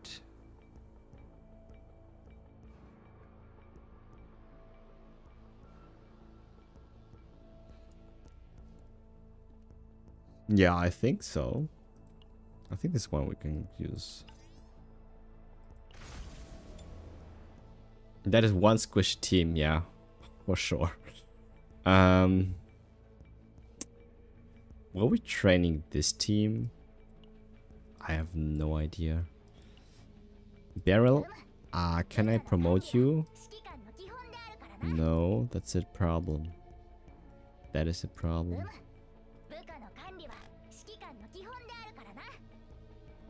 Okay, okay, I need to replace you.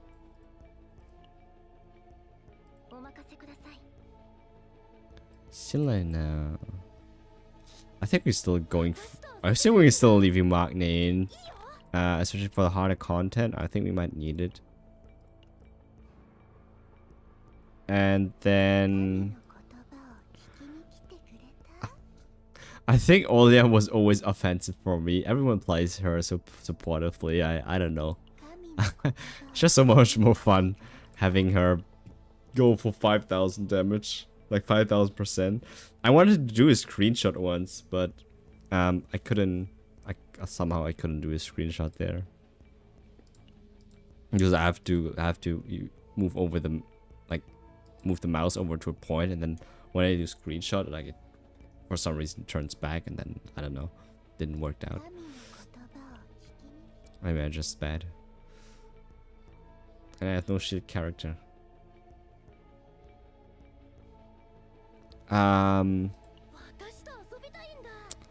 You have no Maribel.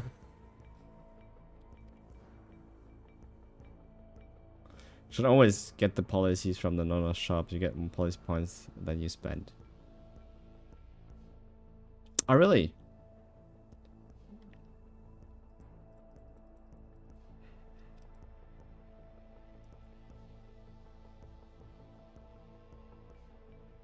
Oh, okay. I thought you would only get as much policy points as you would get from the from the generated policy ones. Anything but a Vanguard. Ooh, that is difficult. Okay, so this one is order. We don't have really any order damage here. I don't know. Selena might work, but also might not work because she requires more frequent attacks. I think Beryl is still fine. Mika is still fine. I think Mika with all their Magna is just too much. It's too passive. Too passive. Renoa?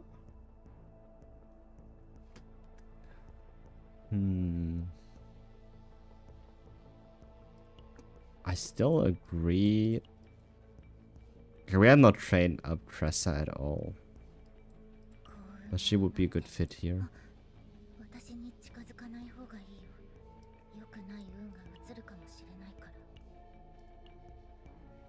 Ooh. Ooh.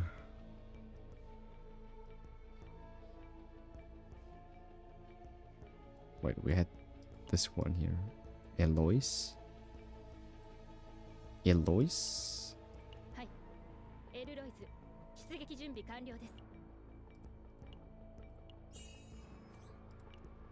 Let's do a little bit here. Because why not? Okay, she has no memory fragments. I don't think this one is bad. I will leave it here. Let's just see what a level 41 what a level 40 Tressa can do. Actually, never mind. No. We're not doing this. I think we cannot do this. We have to heal. This I think we have to do this. Never mind. We're going to do so. We're going very passive here. Now let's go. Let's go with this one because we have very low health.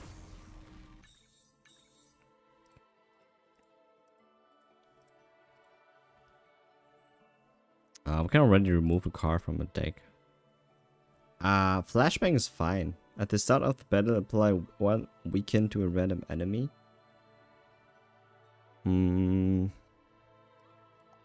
Maybe? Let's remove a card. Water arrow. Actually, one water barrier too. This might be too much. Yeah, let's remove water arrow. Yes.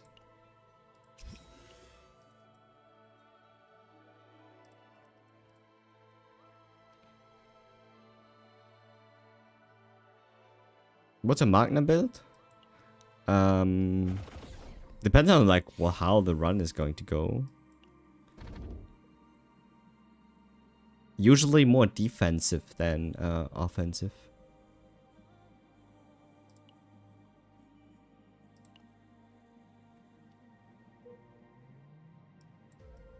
Turn.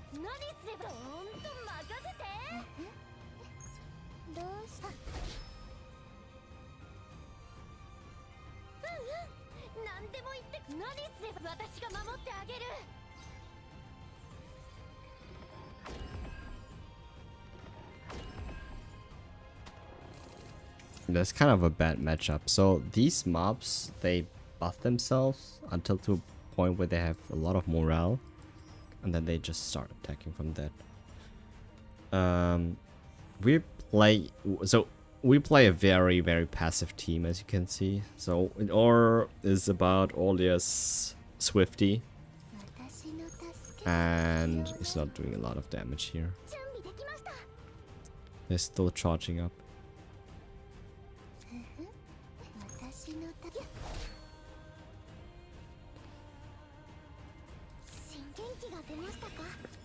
We just keep stacking the counter attacks.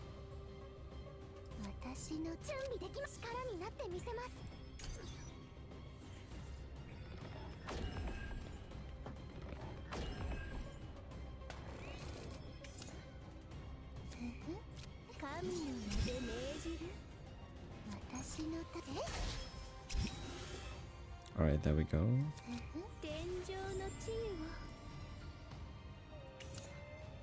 A little bit here. I think we can kill this one off. Almost.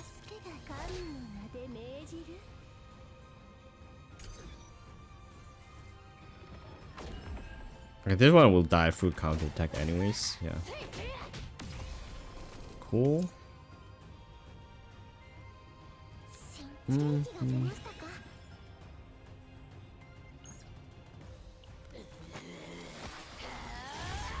I think Haru was better here, no?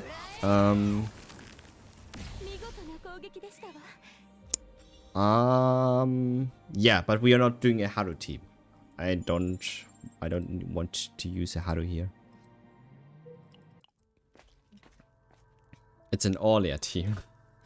We play Aurelia DPS. Not I wouldn't call it DPS. It's more of a DPH, damage per hour, than a damage per second. Or maybe a DPM, damage per minute character. But she still takes more. I mean, she still takes a lot of time to get stronger.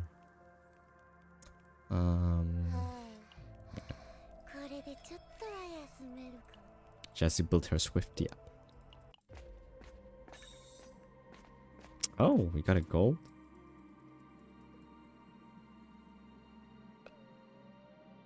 To be fair, I made it how to team the bus with morale. She buffed plus 11 morale in one turn because I have her 2 is crazy. Really? Wow. 11 morale. That's almost twice as much damage. So plus 120%. I don't know. No wait, morale is 20% already. That's 200%. That's double damage. Triple damage? Select the combatant to gain epiphany. Yeah, we're still looking to get one for all here. Annoying.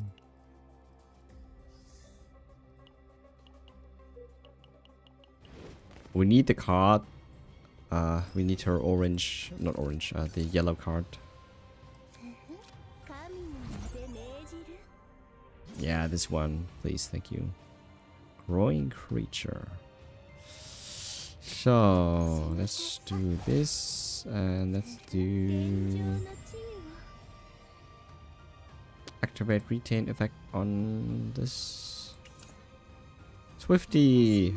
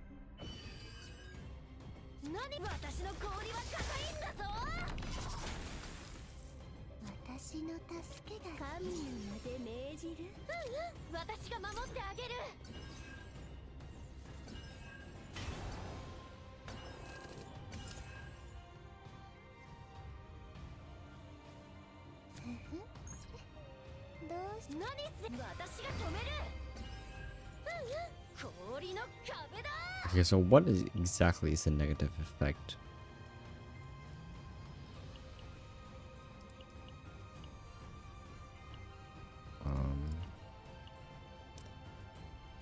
Max health decreases by 1% at the start of each turn. So this is only per battle, so it's not permanent loss of max health. So it's basically damage over time, which is not bad because we always have heal. We always have free heals.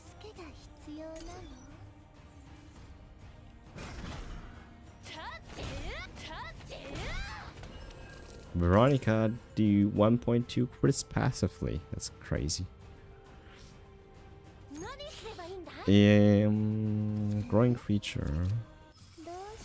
We already got an upgrade for this one. Hey! If that card is Swifty, trigger retain effect 3 times. This is what I wanted. This growth acceleration is bugged, I think. Because let me show you.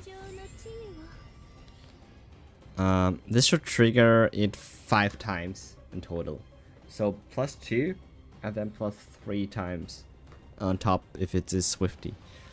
So triggering this 2 times would give it damage plus 80%, which would be 232, if I'm not mistaken.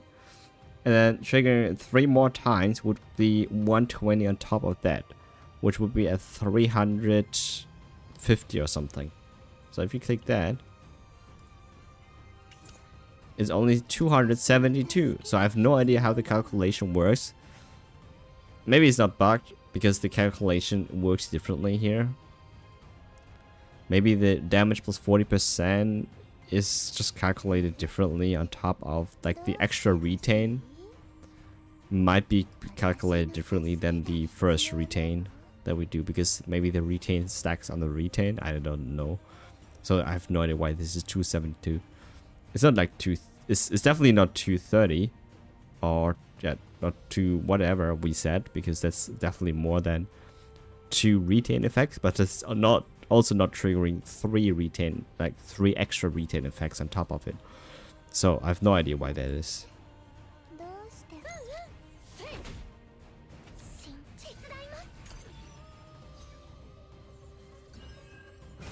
Yeah, math not mathing, so no idea why. So we're gonna restart Swifty here. So this one is the buffed one. Unfortunately, we got this one later. We can use Olia, which we want.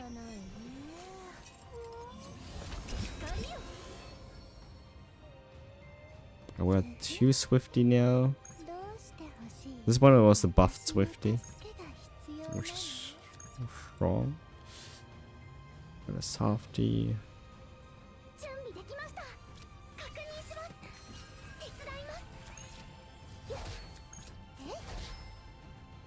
Next turn we can kill him.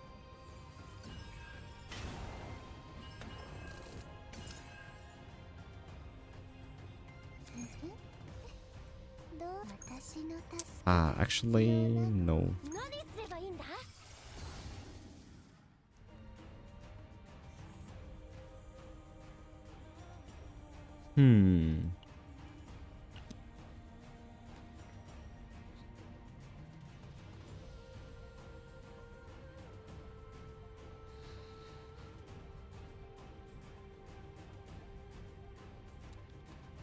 Why would you ever choose the one in the middle and not on the left?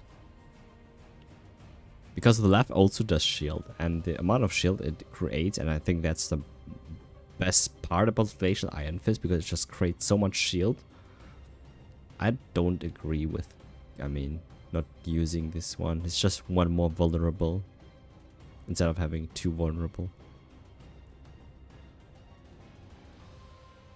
Costs more damage. It's like, I don't know, like the extra 1 vulnerable, I don't think it's worth it than having like not shield. The thing with like these high AP cost skills, they better do a ton of damage, maybe even kill the enemy before it hits you.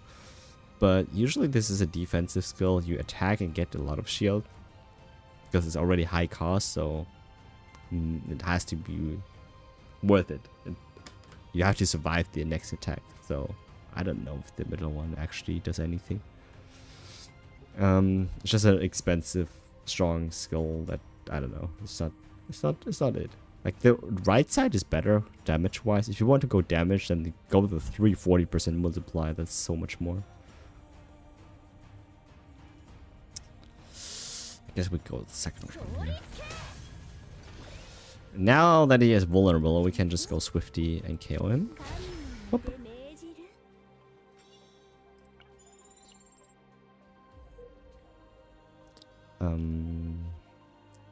What was it again? Top option.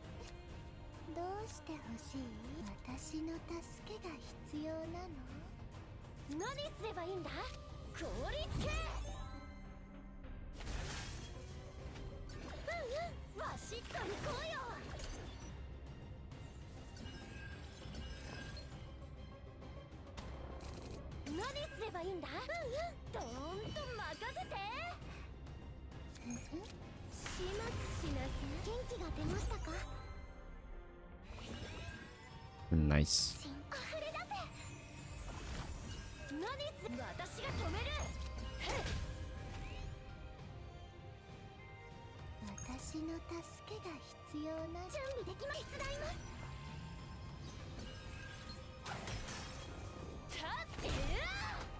Um.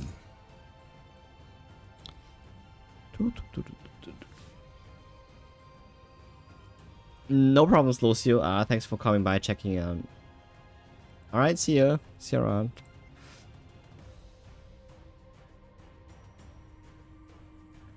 Look on Discord about the how to morale thing.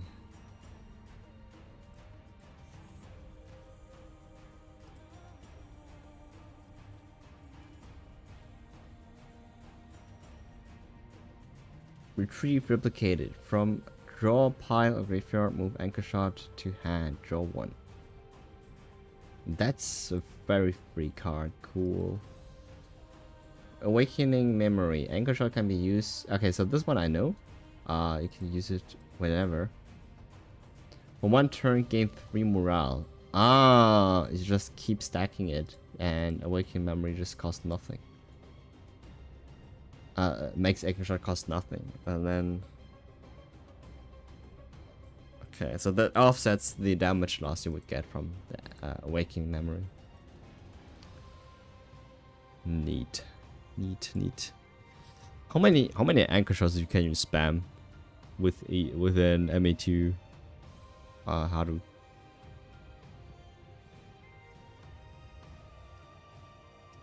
Only 2 still? Okay.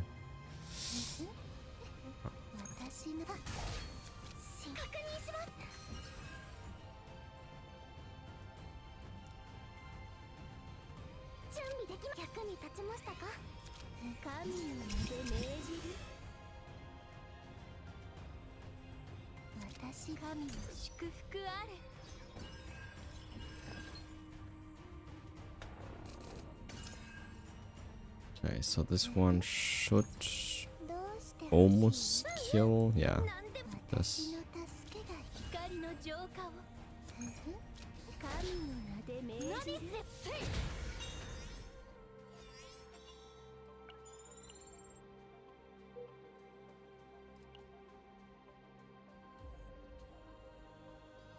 Center. Oh, another gold one. Doodoo. Dice roll 6.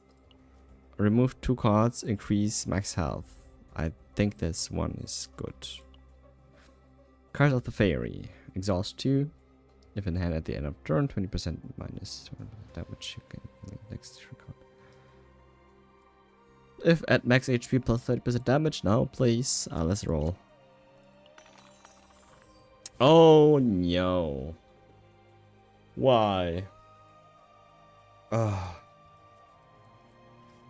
Sad. Oh, sad. Of course, yeah. Oh yay, the multifaceted parallel whatever nexus. That's my go-to Magna trinket. It just works so well on her.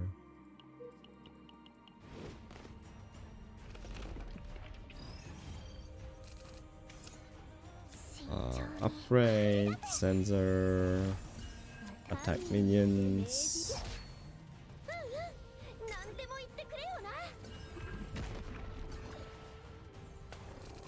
Okay, he's going to attack now. Yum. Yum, yum, yum.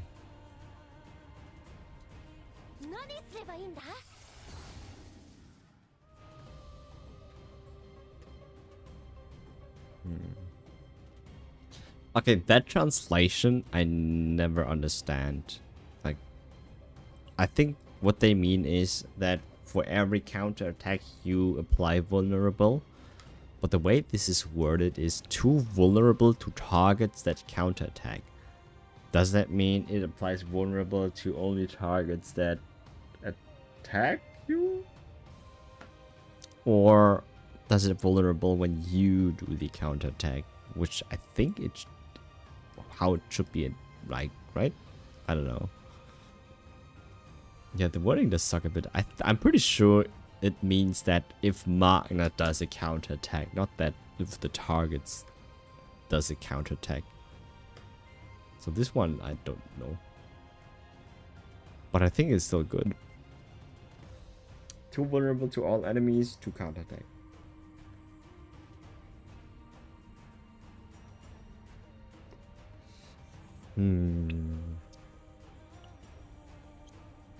I think I would like the shield thingy, but it does not give me that.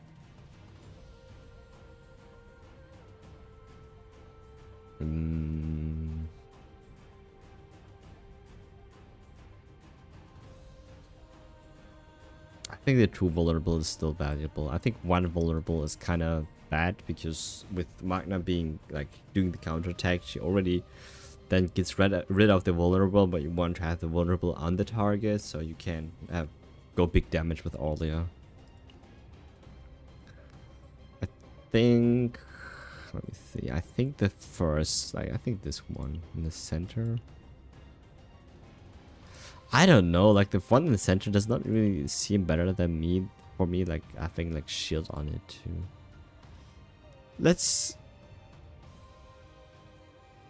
do the frost charge upgrade and see how that works, because I'm pretty sure the wording is different there.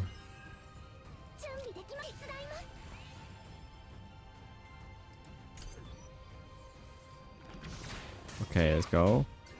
Yeah, we apply vulnerable too after counter attacking. That's good upgrade. That's a good upgrade. Oh, that was wrong. Sequencing.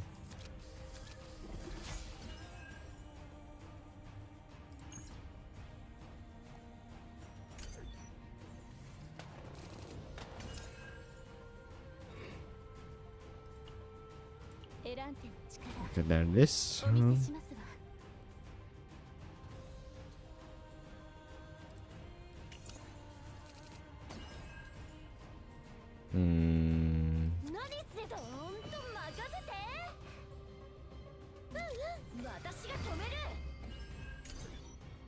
So he has always vulnerable applied to him now because of the amount of counter attacks that we do.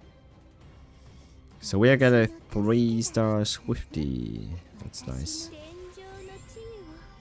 Okay, again, this one should proc 5 times, but 2 times is plus 300 damage, right? So it's 550 damage, but another 3 times would mean plus 450 on top of it, which would be 900 something, which sounds kind of insane, but that's what the card does. It applies the regular 2 plus 3 if it's a Swifty, but it doesn't do that here. It only applies 700, up to 700, which is still a lot, but it clearly is above 500, and it clearly shows that it actually does add the extra retain damage on top of it, but not to the amount that it should be doing. It's like only half of it, and I have no idea why. Weird. Alright, let's do some survival here.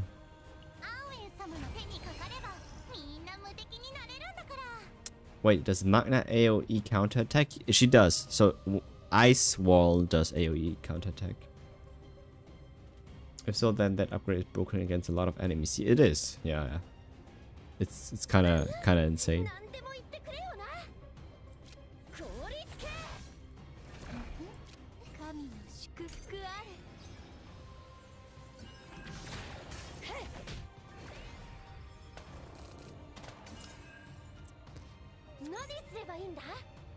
Like, look how much vulnerable he has.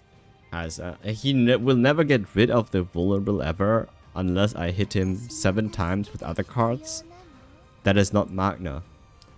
And so And magnet counterattack will always, like always trigger now, and it will always not get rid of the vulnerable. Always applies more vulnerable. Kind of crazy. Let's go this and this.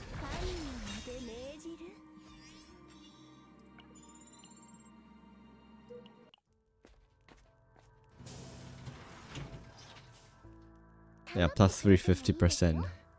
Weird.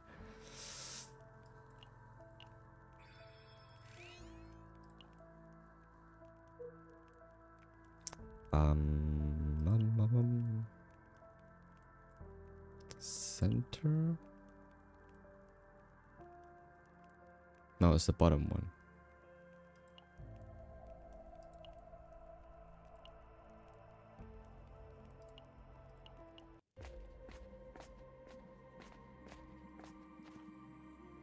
Oh, not that one.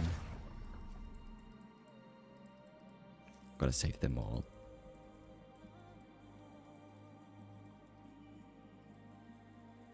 Alright, let's roll.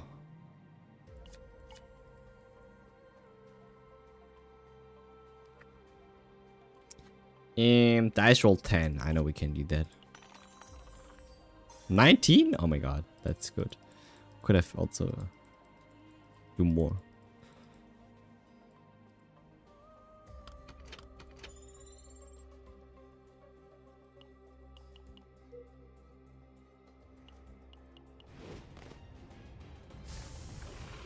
Big roll. Who is this? I don't think I've ever fought against this guy. Maybe.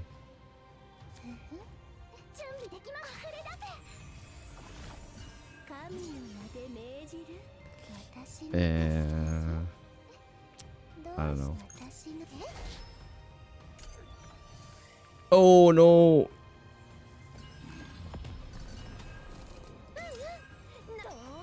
He sucks up cards.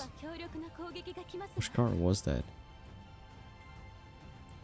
Her basic attack.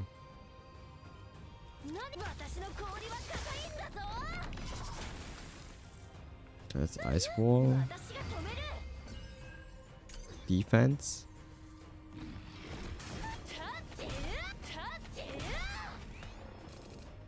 Okay.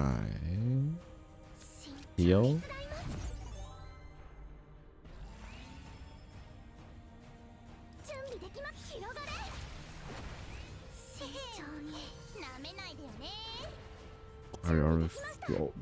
Forgot to activate this card. Iron Fist, I guess. When are you using this?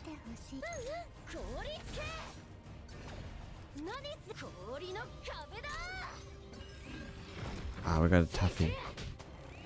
A Tuffy. Tuffy.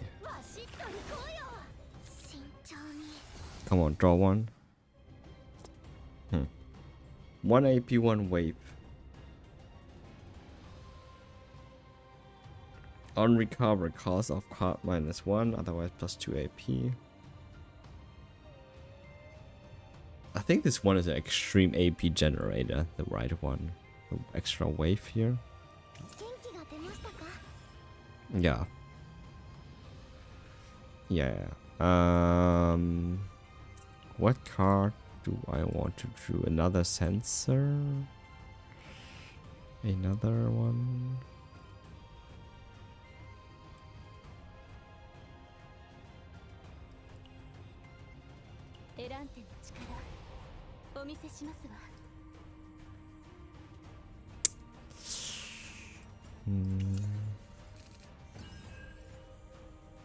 Nothing. Nothing. Nothing.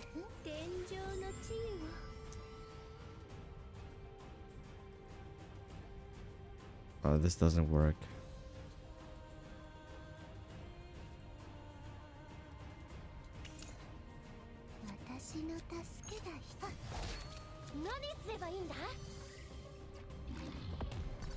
I guess he only sucks up basic attack cards.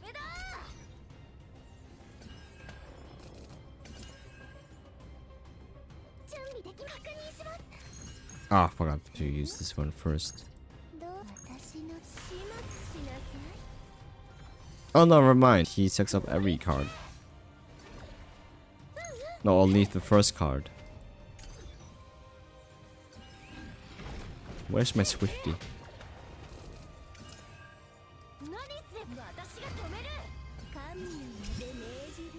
Yeah, we got one.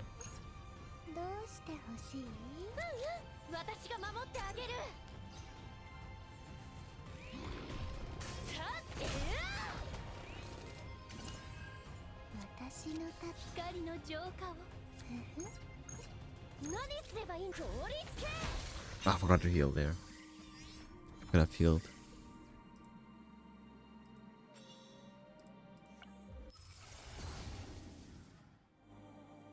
Alright. Change this card to a softie. Nah.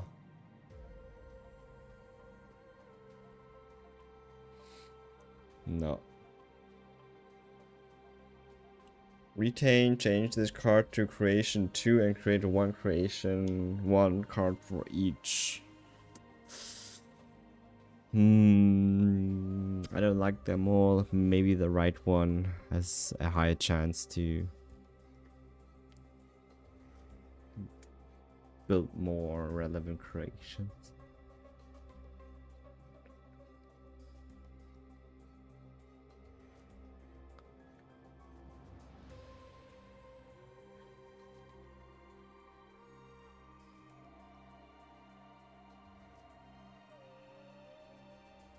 Yeah.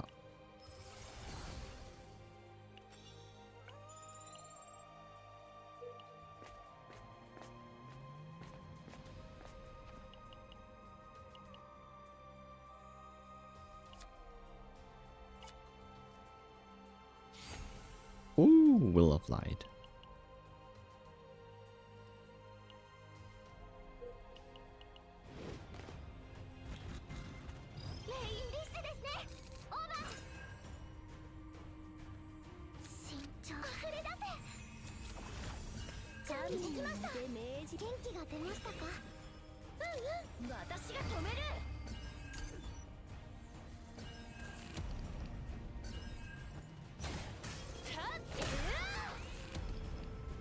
Yeah, some things are still not properly translated there. Some programming stuff are still in there. Syntax.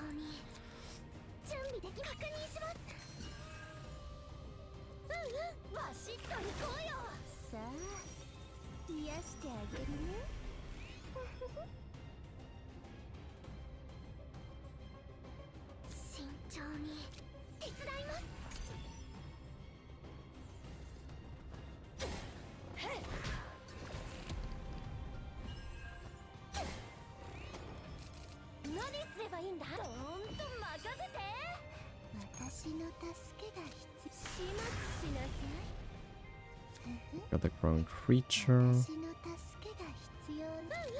Shield, shield. All there.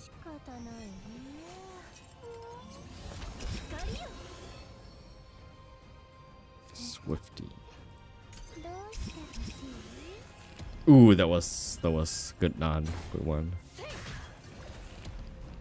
I think softies stay stacked. So we have 3. Oh, we have 2 softies here at 3 star. I think they stack. There we go. Growth acceleration. This one. Bam! 1000 damage. Okay, let's go.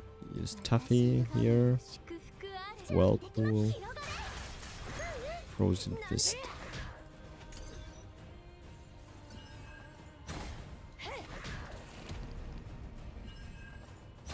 Okay, with Vulnerable they're definitely dead with that one Swifty there. So how does this thing survive with the 1 HP? Okay. I mean, okay, let's go all in here. Up.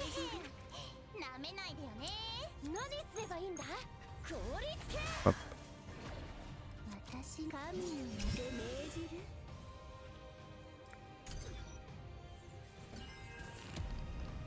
Yeah, 1 HP. Hey Huang, just woke up. Glad to see ya. Well, glad to see you.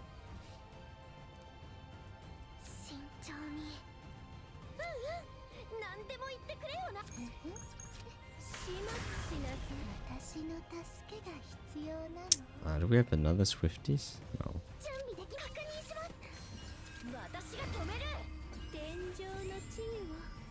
I only have this one here. Not enough. Ooh, big damage.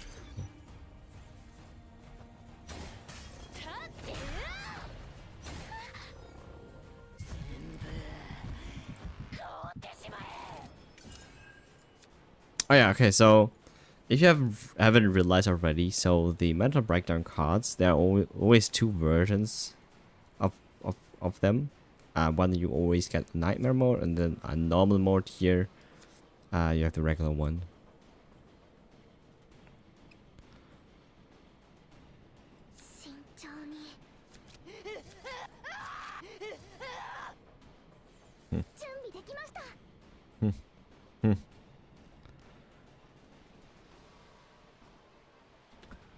Not the night. I wonder why. Yeah. We know. We know. Ooh, we got a toughie.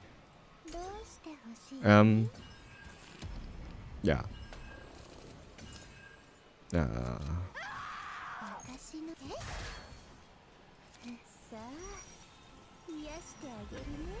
Whoa.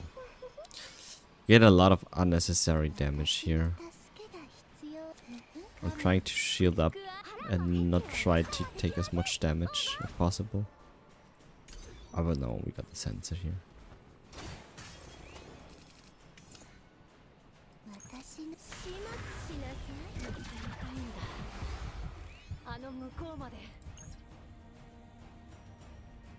Before I do this, let's heal up.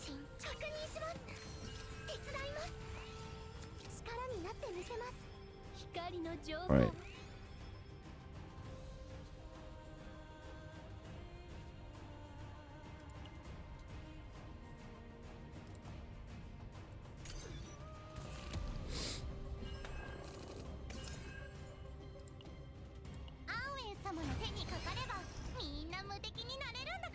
Good, there she is.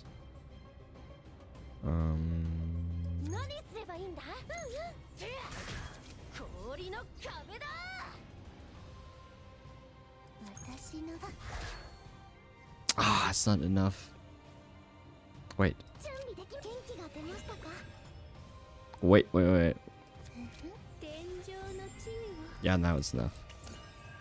Don't want to take any more damage.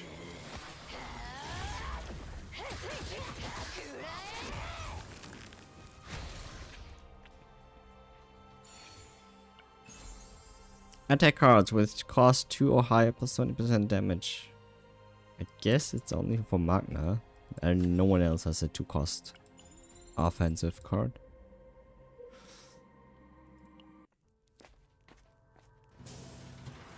Sharp! Yes. Remove card. Are you sure you want to spend credit to refresh the products? Yes, why do you ask me that? You never asked me that. Quantum Collector. Nothing. Okay, this might.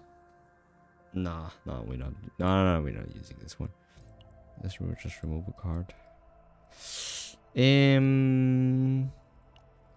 I don't think that Heaven's Healing is something we. I don't think that's serving us too much.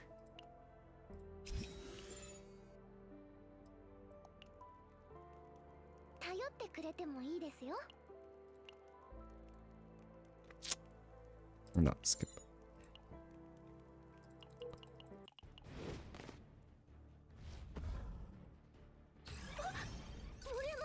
Can you explain how all their kit work? I'm testing Hugo Tressa with all that to free Mika for other team. Yeah. I think a lot of people are trying to free Mika from most Haru teams because you run this with Haru and then you don't have a Mika for other teams anymore. So she creates creatures or creations rather with the card effects, and it's almost like Solitaire where you just have to collect multiple of the same cards and then they grow. And then they raise their ranks, their star levels. You see on the top there, 3 is the max, and that's where they are strongest. Now, as for the retain effects, you get them, of course, if you just keep them in the hand. However, the heal one does not stack. The damage one is the only one that stacks. So it says damage plus 40% on the bottom there. That means every turn this card is in our hand, the damage is going up by plus 40%. Now with Swifty 3, Swifty 3 star, the retain is damage plus 150%, which is crazy strong. So that can ramp up much faster. That's what you want to get into offensive wise. There's also a buff skill, but if you don't play all that offensively, then that doesn't matter. So all you want to do then is just have the Tuffy and then this Softy, which the Softy we haven't gotten here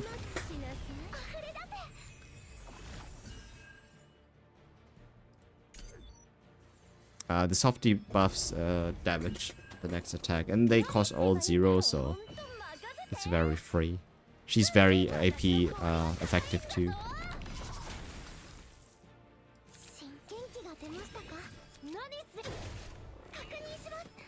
I mean, as you can see, like, we have so much AP that we cannot really use. Right, there we have Growing Creature. This one is nice. Let's use the... because this one, we're not going to retain this one. This is... we have to use this now. Activate Growing Creature here. See what we get. Softy 3. So this is the one that I mentioned for 1 turn plus 35% damage amount. So it just boosts your entire team 35 plus 35% more damage for the entire team for 1 turn. And retain is plus 20% damage of the next attack card used. Now this one does not stack apparently, but the skill, if you open this one, I think it does stack here in this description, but it doesn't show in like the actual card. But I'm pretty sure it does stack here, but you have to check that one. See, this one has the plus 20% damage of next attack card you use, Softy, which is not here yet because we just got the card. Let me just skip the turn after and see. Alright. Is it here now? Here, this one, Softy Retain. 20. Increase attack card damage by 20%. When triggered, remove Softy Retain. So this is a one-time thing, I think. I don't think this one stacks. Maybe it does stack. But you never see it on the card itself here. You don't see this here. On Swifty, you do see that.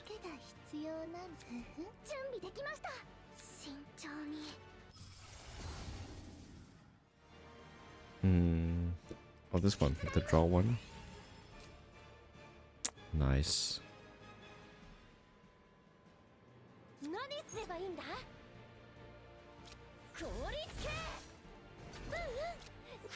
Okay.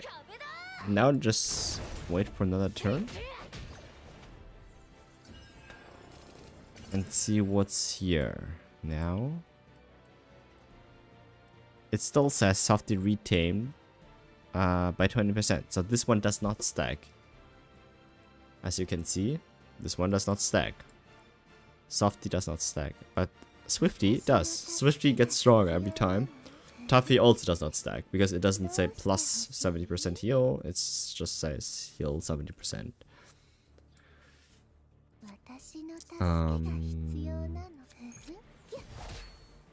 Nothing here. Growth Excel.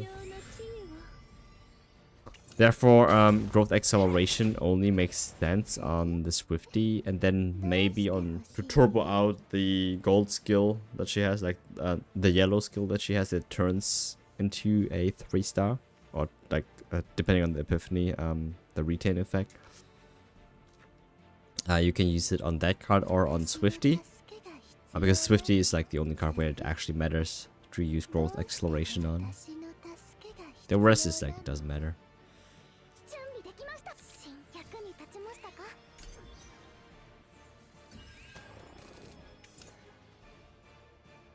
But you do want to get to Olia's Eagle Skill if possible. That makes things much more easier. Still don't have the 3-star Swifty.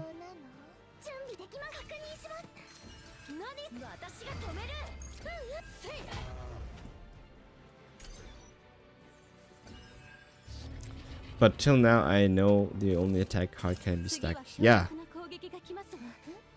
Yeah. So if I run her as a healer, which should I copy?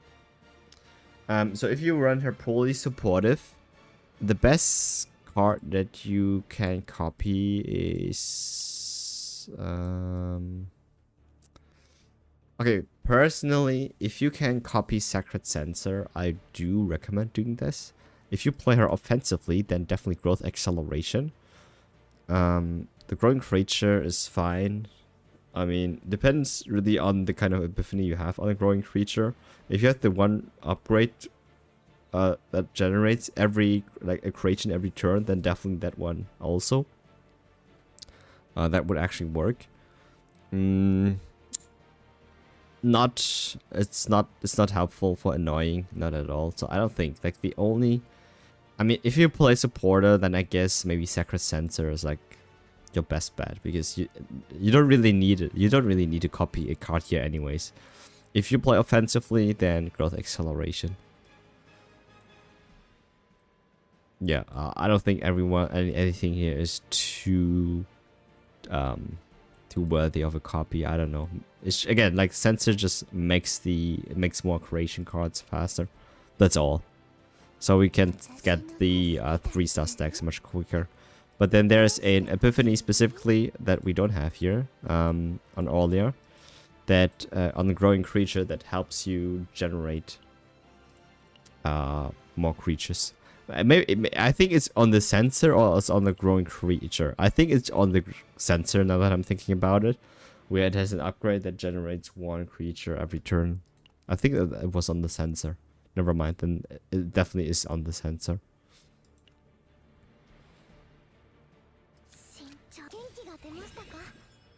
There's Tuffy here. Frost Shield.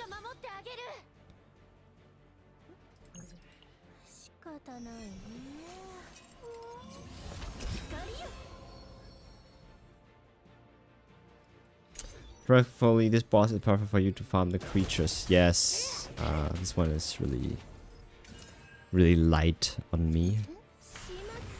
We still haven't gotten the Swifty yet. We'll get it now. Like, look at this. This is 900 damage already, and this is 300. So if they combine, still not sure how the math works in terms of the upgrades they all have.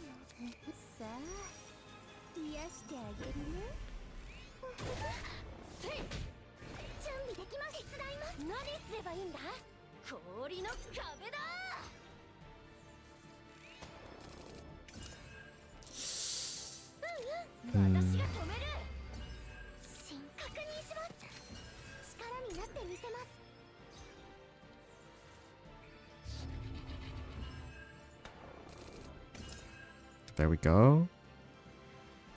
Use this one first. Go Iron Fist. Now use Sensor. Get Swifty 3, please. Yes. Okay, so this one has 1100. So it looks like the Swifties kind of merged, but not really. I don't know. And then we got the Swifty 2. So we go Growth Excel. Like, this one has plus 150%. Again, it should, like, with Growth Acceleration, this one is the, I think, offensively, this is the best Epiphany that you can get. It triggers Retain Effect 2 times. If it is Swifty, and it trigger Retain Effect 3 times. 3 more times. Ah, wait, never mind. I now realize why that is the case. It's not triggering 5 times, it's triggering only 3 times instead of the 2 times. I misread.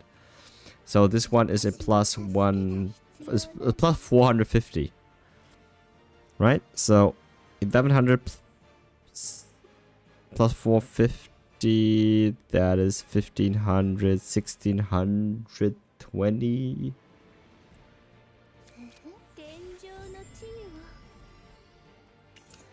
It is. Alright, so this one doesn't work. It's only 3 times instead of 5 times. Okay, now I get it. Okay, we did read it wrong. Okay, now it makes sense. Looks like we can already kill him here from this point on. But I think for the sake of video, I kind of want to try to see how big we can grow this Swifty into. I kind of wanted to make it as big as possible. But I think we might kill it through counterattacks in the meantime.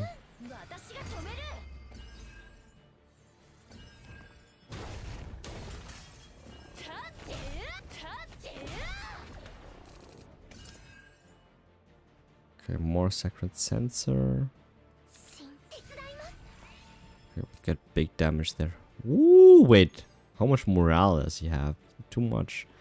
Never mind. Actually, I don't think this is a good idea. He's going to do too much on us. So he is vulnerable right now. So this 2000 damage actually boosts up to 3000 now. We can make it a little bit stronger by giving it one more retain. We're gonna go softy here. Another softy here. Ouch. Let's heal up with the Tuffy. Alright, so Swifty is 2400 damage, grows to 3600 damage. Math work, yes.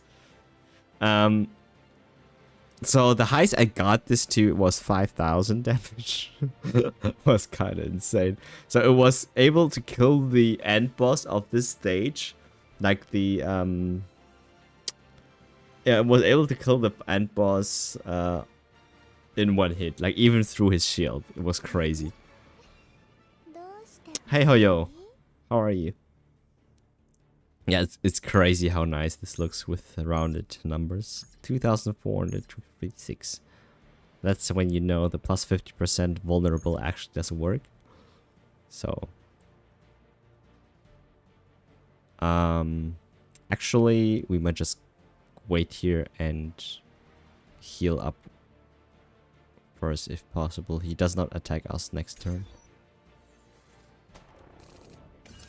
Okay, let's heal up.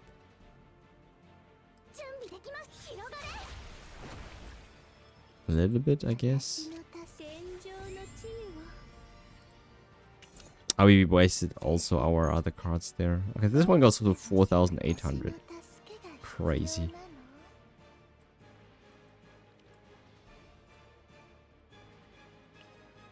I want to make it stronger, but we cannot.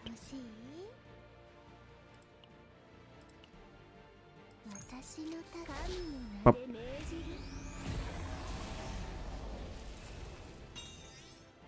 Like, we were not even trying, dude. Like, this was so easy. It's crazy. We were not even trying. Yeah. Alright, what do we get? No need to copy Annoying. I don't think Whirlpool is a good one. And Stormbitter Cold. Getting 2 counterattacks? I don't know. Oh, it's bad that we didn't copy the Epiphanies there, but that actually gives us a chance to go have an Epiphany for 2 separate Annoying cards, maybe. But that card is not good. The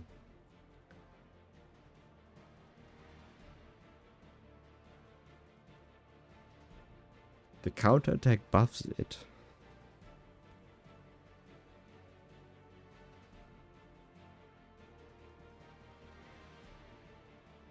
You mean the left one? The unique one? So we can get 2 counterattacks every time? I don't know. Boss? Not buffs, but like moves into the next phase.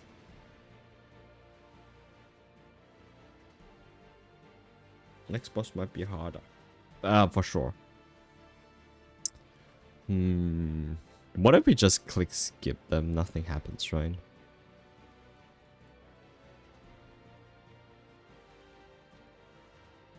What can we got on this card?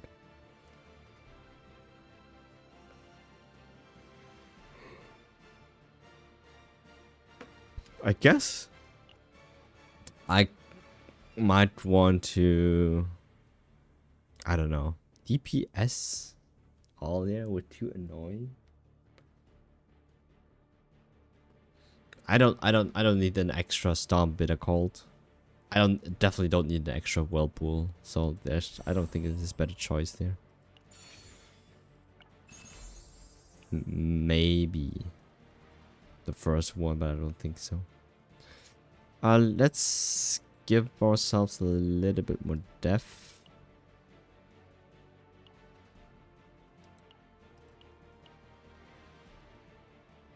I don't know.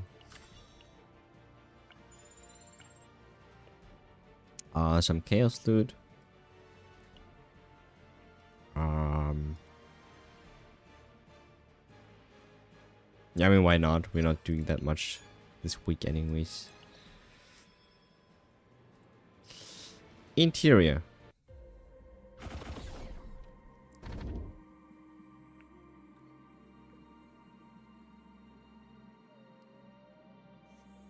At the start of the turn, -1 cost to 1 random card in hand for 1 turn. This might be useful. Draw 1 card when discarding a card for the first time of the turn.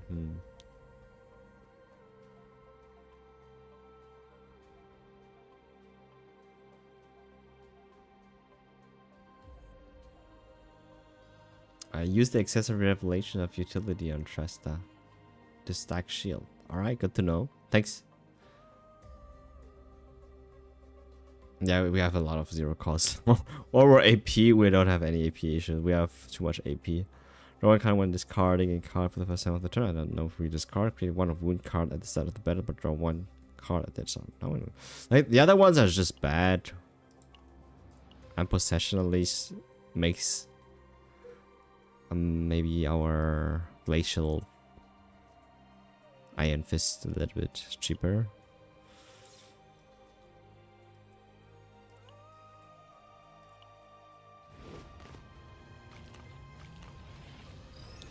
What are those?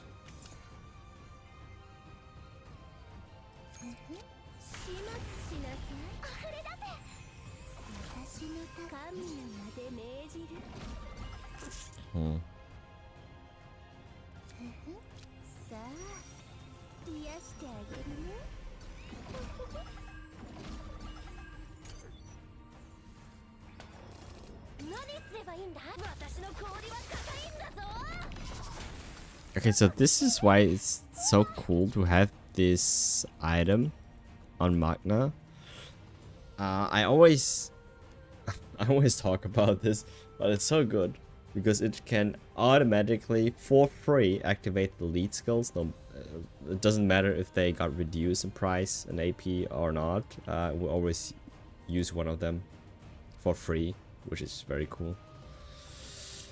Alright, let's dig for Aulia's ego. Still don't have it here.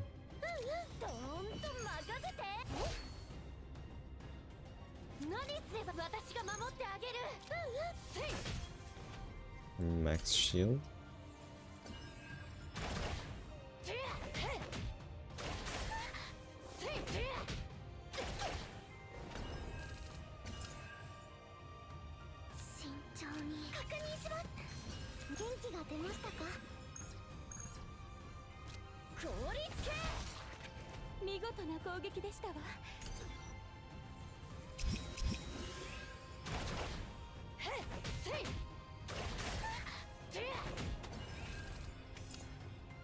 Okay.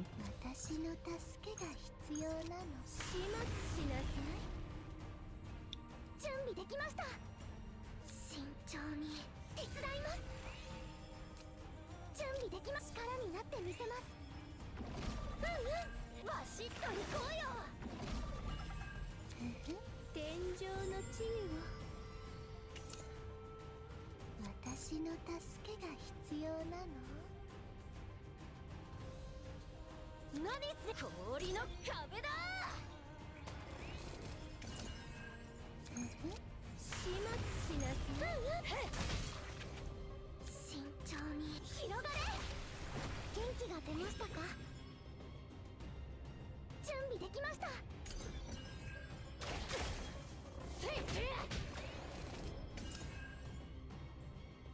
新脚に立ちましたか？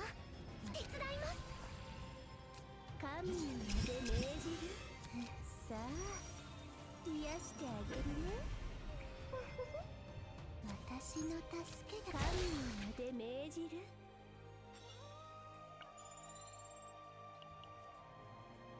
We build a lot of stress up. Oh, nice.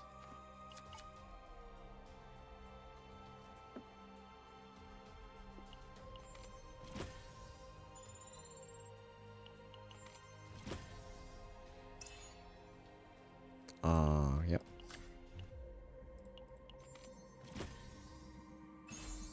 Extra attack damage. I don't have that.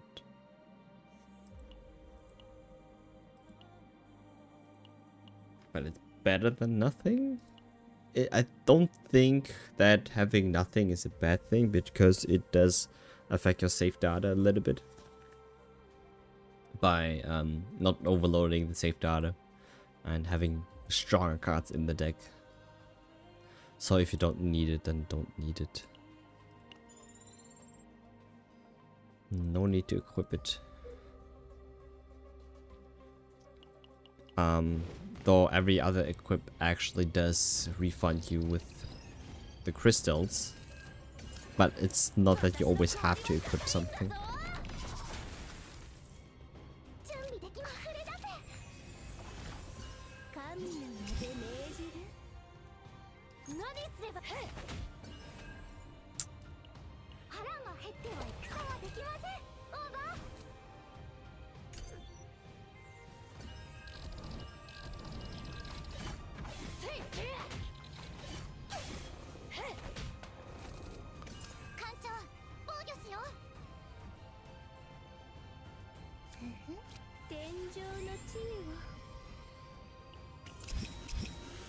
Nice. No Swifty.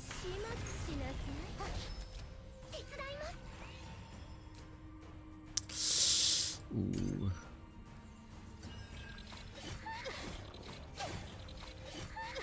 That's a lot of stress built up.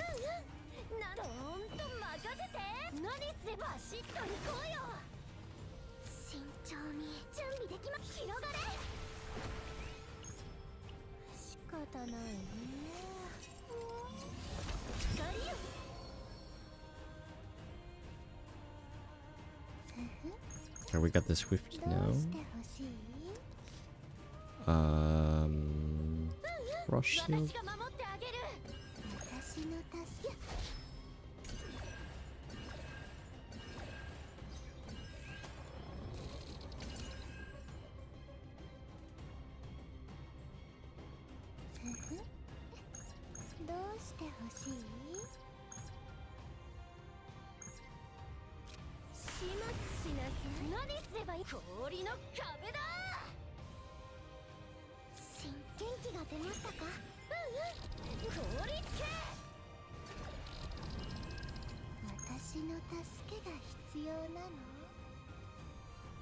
Big shields.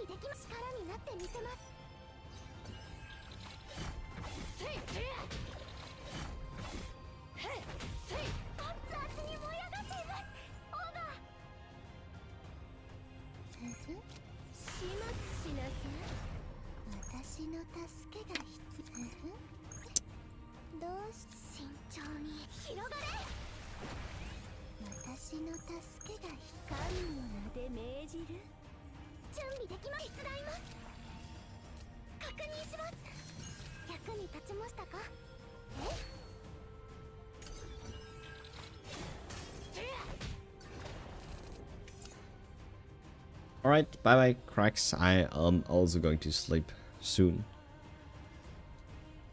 Just at 300. Who would you recommend? I only put Renoa and Kairon. Ah, yeah, you were the person who only got the Kairon Renoa. Kairon is E2 and Renoa is E3. Anyone, to be honest. Anyone that you like is always number one. If you are looking for a very versatile character, I would either pick Khalib or Veronica. Either one of them. I'm pretty sure you will not regret it.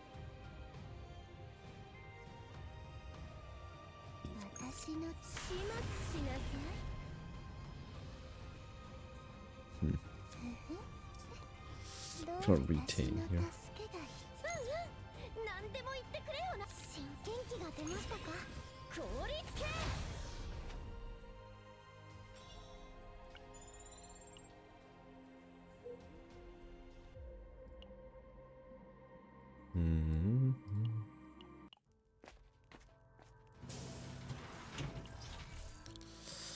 Attack. I don't think I have any attack builds that I need here. This one is actually nice, having the tenacity damage. Outbreak of War, she always has that. But also same with Aulia, though.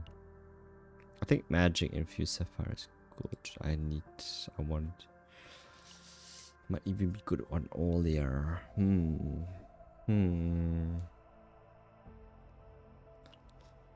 Let's put it on. I guess let's put it on her. I don't know. She does have the card though, but we still have no epiphany for it, so I'm not sure if that actually always is going to be there. Let's put it on her. Give me gear back.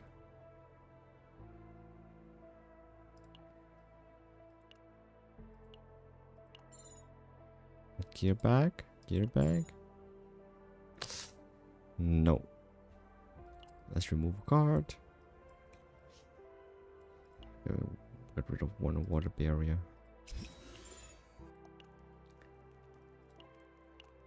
Rest.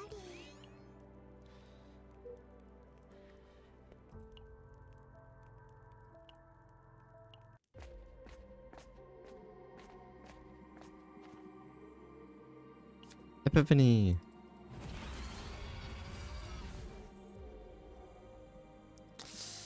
Yes, please give me that for this one. Create 3 creation cards, but yeah. Create Softy and when creation next Softy. Create 1 Sturdy. I don't want that. I want this Swifty one. Let's go to the center then.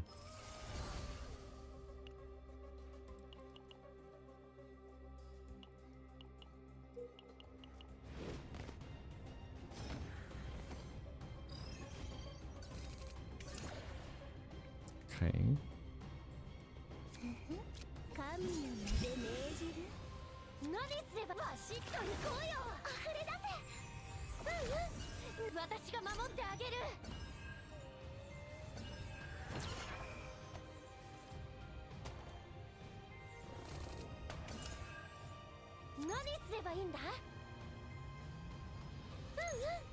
This thing has so much shield. Nothing.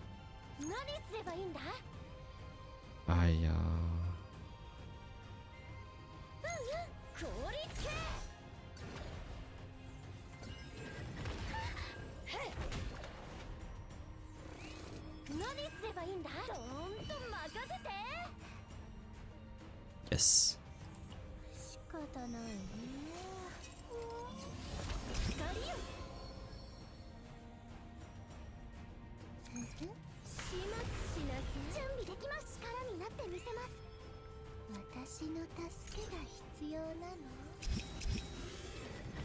Alright, good. Got the Swifty now.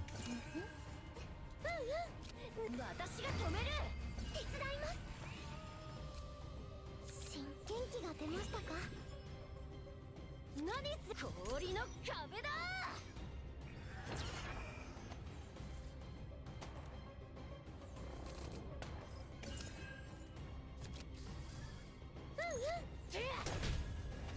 私のどうしてほしい？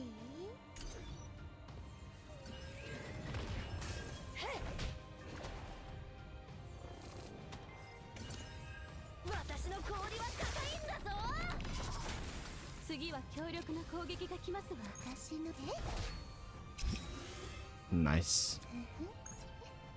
どうして私の助けが私の助けが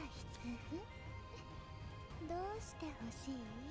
私の助けが神の祝福あれ。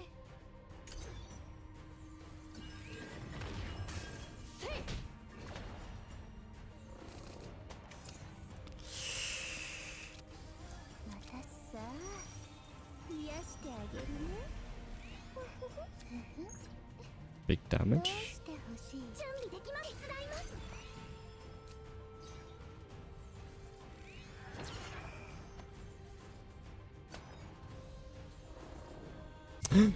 Oh, I thought it was all there. Oh, nice. あの向こうまで。 Quick recovery. 私の助けが必要なの。 Ooh, big damage incoming. アーウェン様の手にかかればみんな無敵になれるんだから。光の浄化を。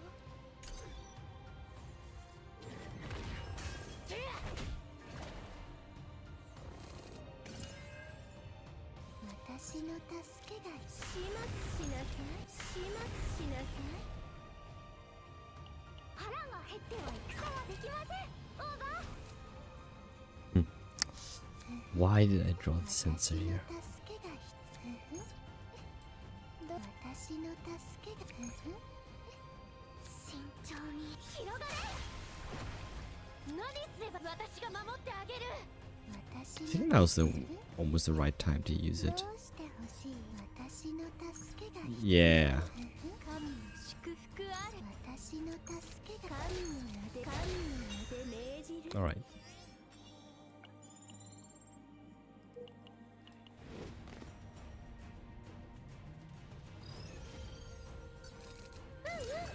なんと任せて。神の名で命じる。私始末しなさい。何すれば私が止める。溢れ出せ。立って立ってバシッと行こうよ。元気が出ましたか？ I sucks that we don't have Swifty here.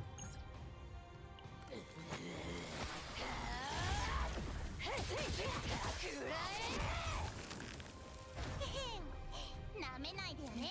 さあ癒してあげるね。私の助けがどうしてほしい？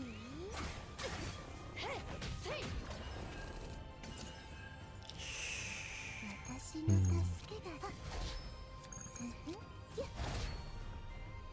何すればいいんだ？効率系。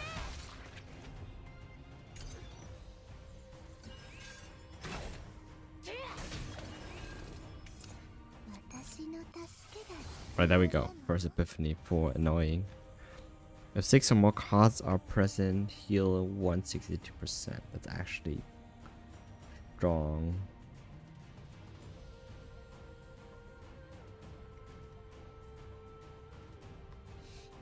We can heal more. Actually, the Fortitude I like. 始末しなさい。手伝います。準備できます。確認します。氷の壁だ。私が守ってあげる。何すればいいんだ。私の氷は硬いんだぞ。神の名で命じる。私の We still haven't gotten this Swifty yet. Holy, 私の助け。 so unlucky. どうしてほしい？広がれ。 All right.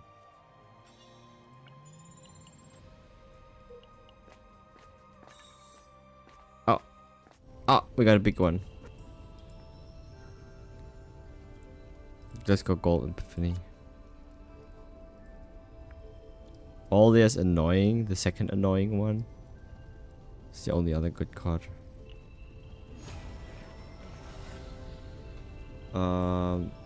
Heal and get 1 AP. Yes. I guess I'll take that.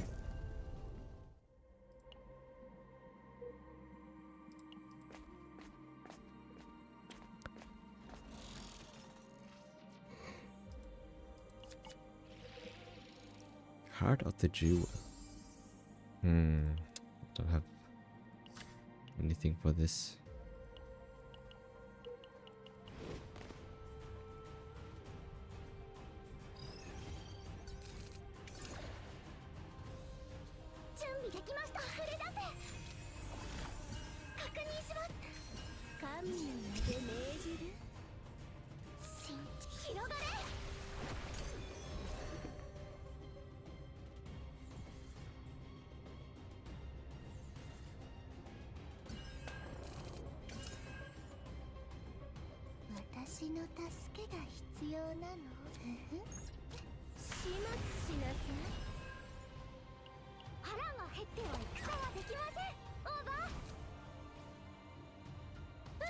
I'm trying to cycle into the there's Eagle skill and have it ready. Ooh, that was good. 2-star Swift Light. No Swifty.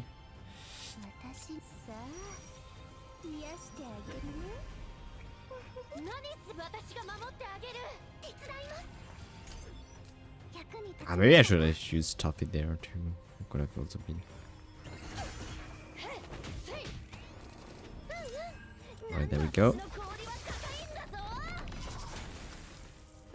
It's got big shield. Actually.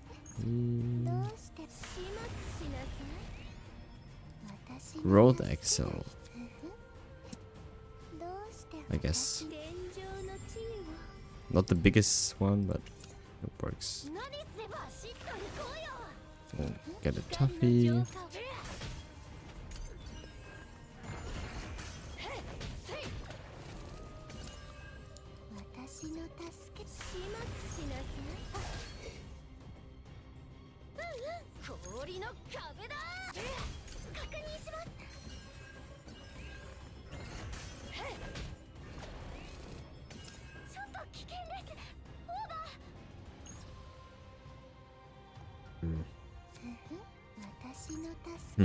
I guess we use it with the Swifty too.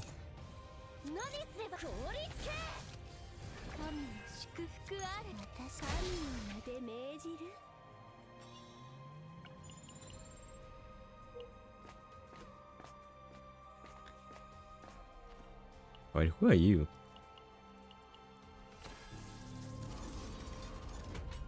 I don't think I've ever gotten this one. In the name of the forest, I asked this. On odd turns, plus 6% attack, 10% defense. On even turns, but I still dice roll.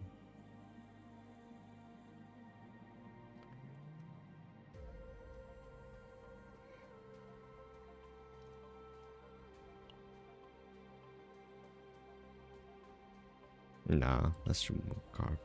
Do we? No, it's a trinket. We don't. Our trinket slots are already full.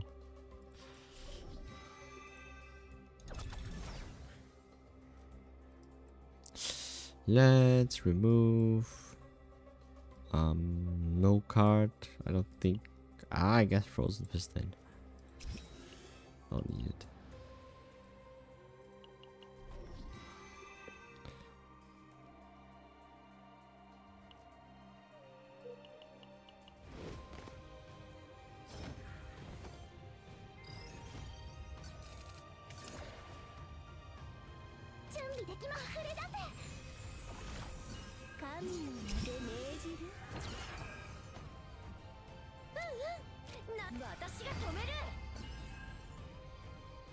Hmm.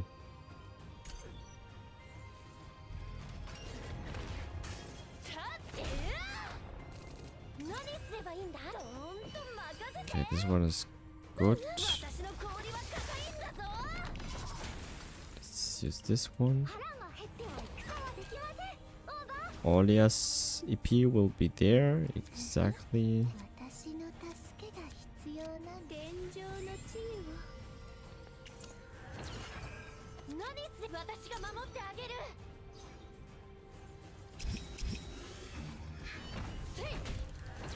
We need one more Swifty.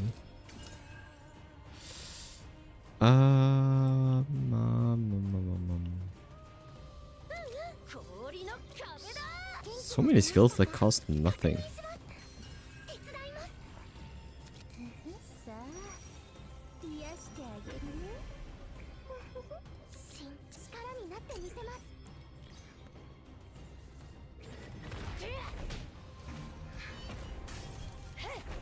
Okay, I need to be careful. Olia's stress is building up a little bit too quick. We have to use those cards.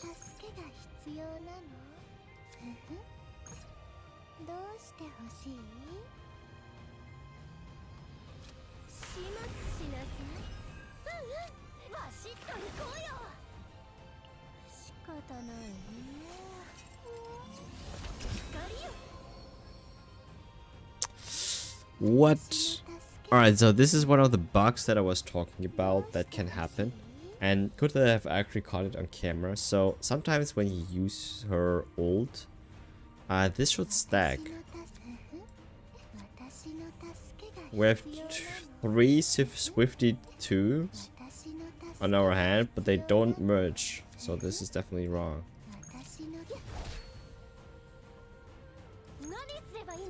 I'm pretty sure it's wrong.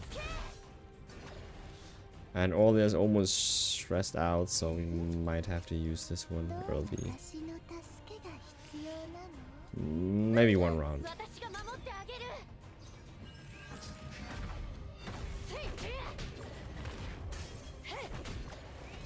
Okay, next turn. We cannot really keep that here. Might as well use that all now. Everything costs 0. Let's do Tuffy, Softy, attacks.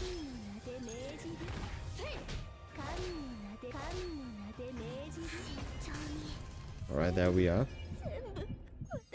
The breakdown.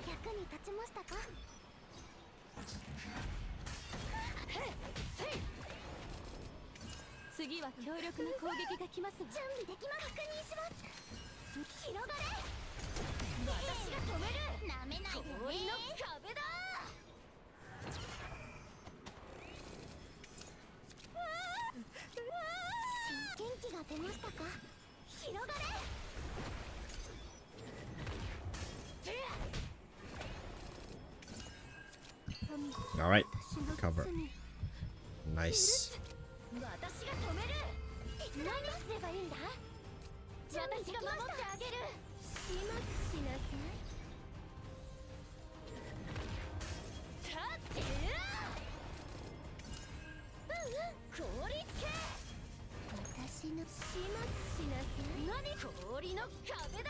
Just need one creation generator. We have to draw into these. Alright, there we go.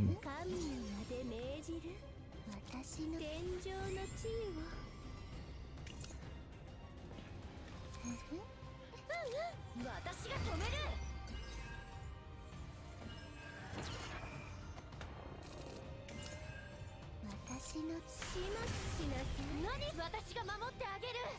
確認します。どうしてほらさあ癒してあげるね。氷の壁だ。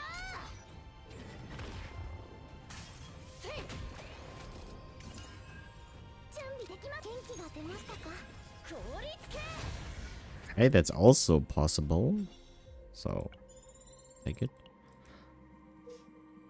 Alright, we're already boss territory almost. Let's go. This thing is Spirit Fox? No. 私の氷は硬いんだぞ。神にまで命じる。溢れ出せ。元気が出ましたか。私の手。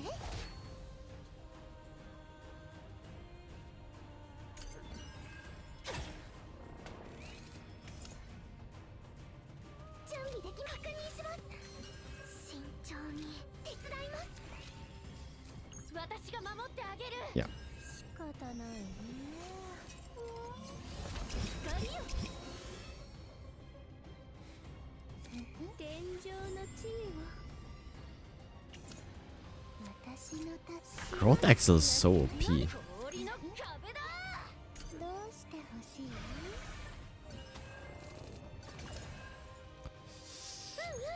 氷つけ。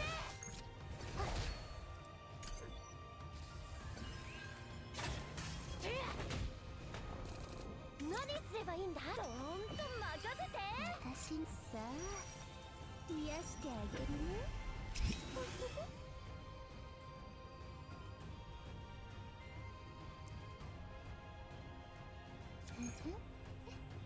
どうしてほしい。わしっと行こうよ。私の助けが必要なの。光の浄化を。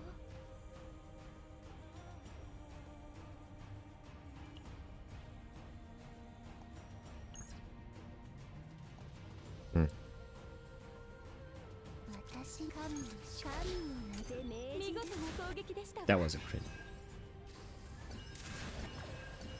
Oh, true, that was the guy with the egg. Gotta destroy that too. 私の天井の地位を。何す。私が止める。腹が減っては戦はできません。オーバー。私の助けが必要なの。タッチタッチ。氷つけ。神の名で命じる。準備 Okay, nice. さあ癒してあげるね。どうしてほしい。 He does no damage to me.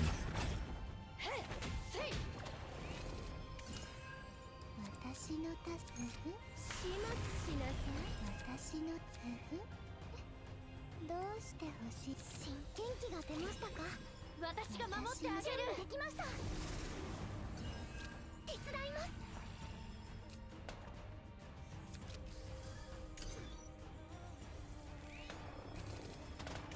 Oof. そうで Only. すよ。始末しな私の神の名で命じる。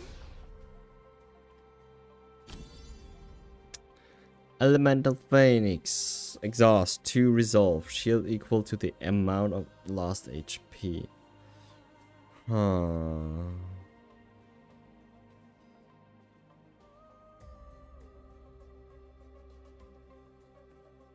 Let's give it to Magna. Because why not? Plus critical damage? Okay.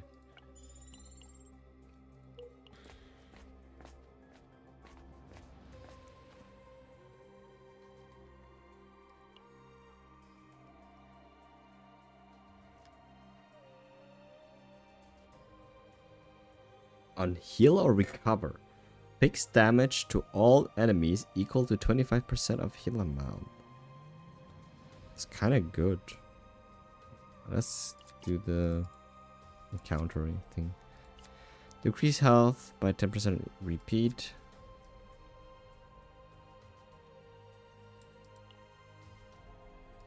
Let's go in the middle. This run requires a high roll. Ah. Didn't get it. Sad.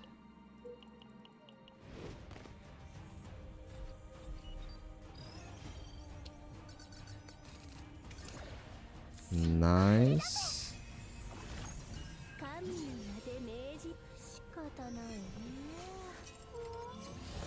光よ。 Ooh, we got a 3-star of every one of 何 them. すればいいんだ？準備できました。手伝います。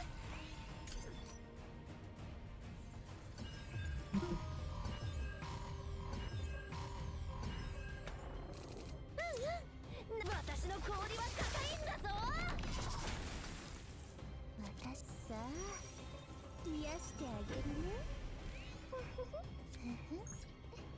Swifty doesn't do enough.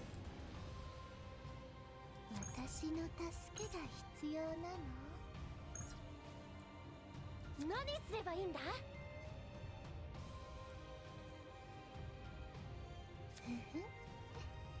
どうして私の助けが必要なの？え？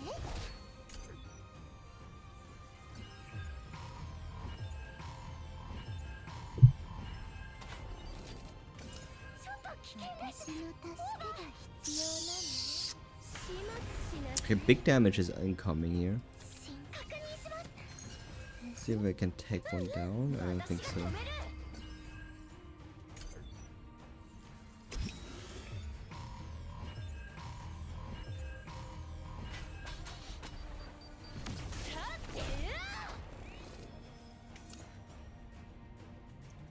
私の助け始末しなさい。天井の地位を何すればいいんだ？氷つけ。私の助け Big damage. I think we might use it here. 見事な攻撃でしたわ。光の浄化を。バシッと行こうよ。氷の壁だ。始末しなさい。準備できま。元気が出ましたか？私の手伝います。神の光のさあ、癒してあげるね。私の助けが必要なの？神の祝福あれ。私の助か神の名で命じる。何すればいい？氷つけ。私が止める。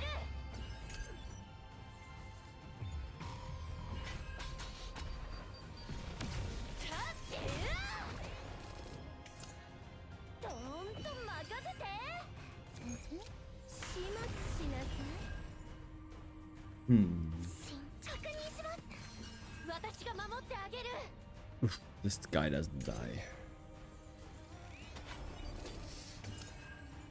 何すればいいんだ？ 私のだ。 No. 始末しな。私の助けが必要なの？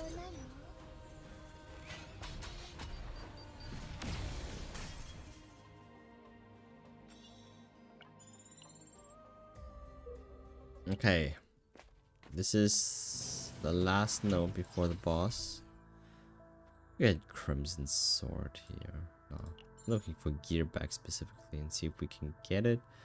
Energy Barrier is not bad, but not that we need it. Assault Bolts? I guess Assault Boots? Or Magna? We're still missing a lot of epiphanies. A lot of upgrade epiphanies. But I guess that's normal mode.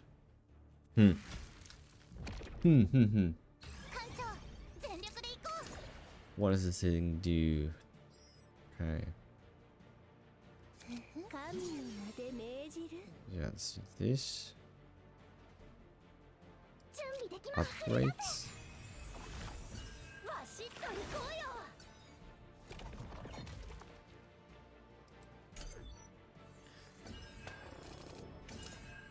私の氷は高いんだぞ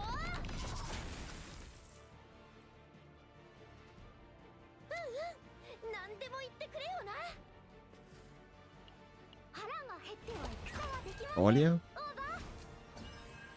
No. アンウェイ様の手にかかればみんな無敵にな Okay, れる there she is. 私さあ癒してあげるね何す氷の壁だ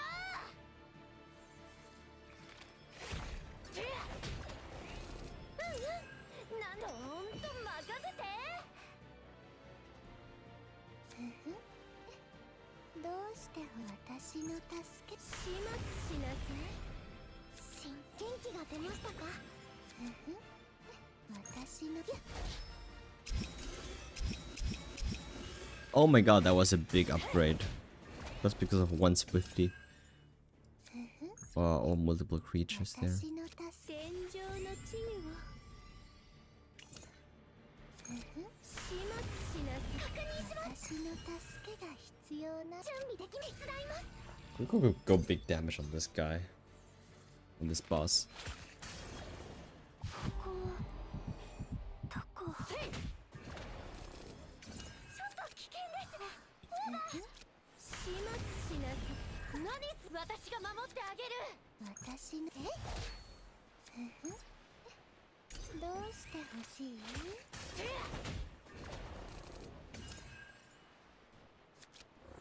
私の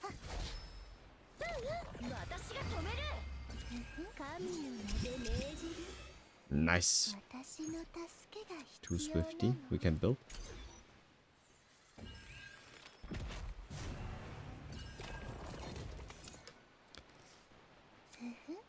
私の始末しな天井の地位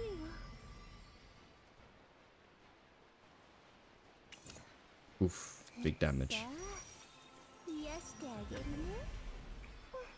何すればいいんだ氷の壁だ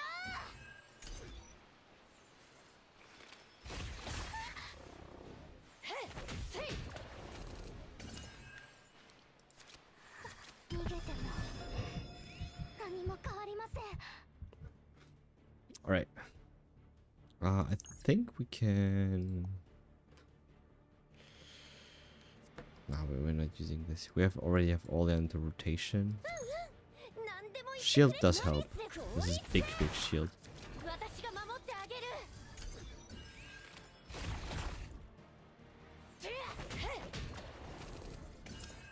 Okay, more growing skill. 私の天井の地位を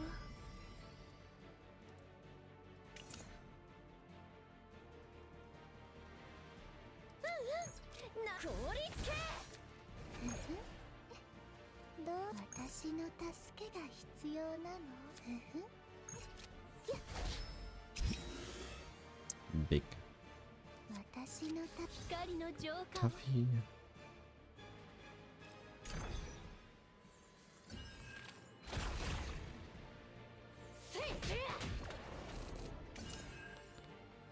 Might be able to take him down now.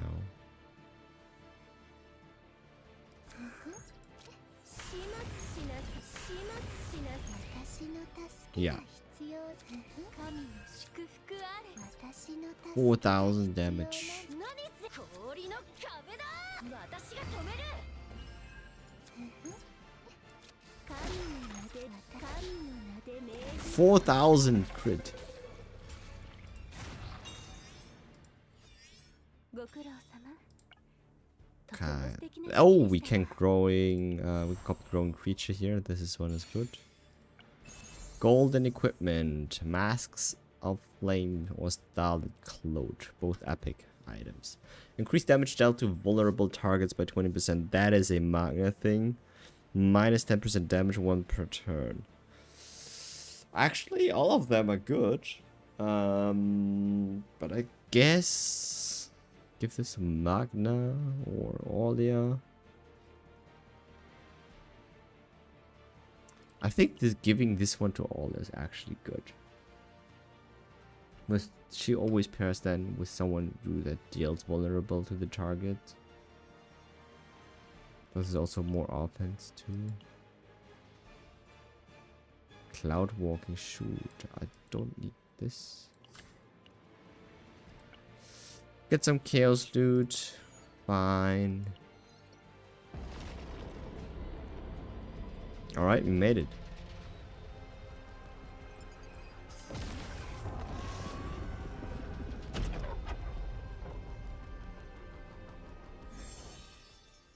Not to mention, that was the more difficult one too.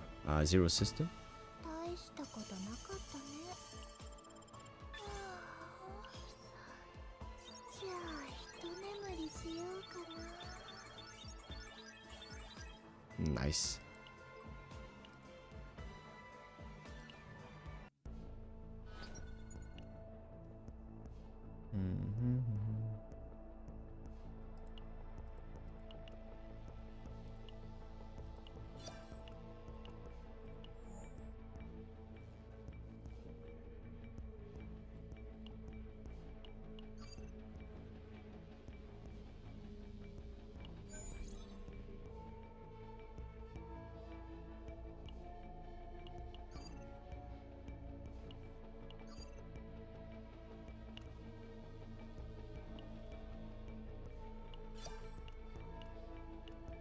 All right.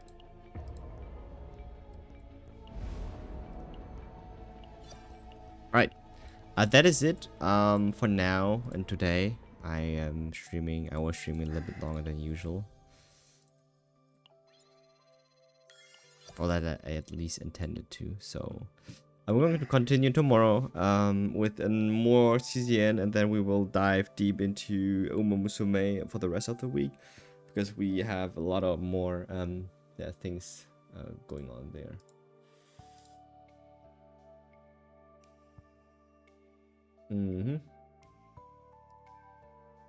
Why is this screen so stretched? Am I the only one seeing that? Not, right?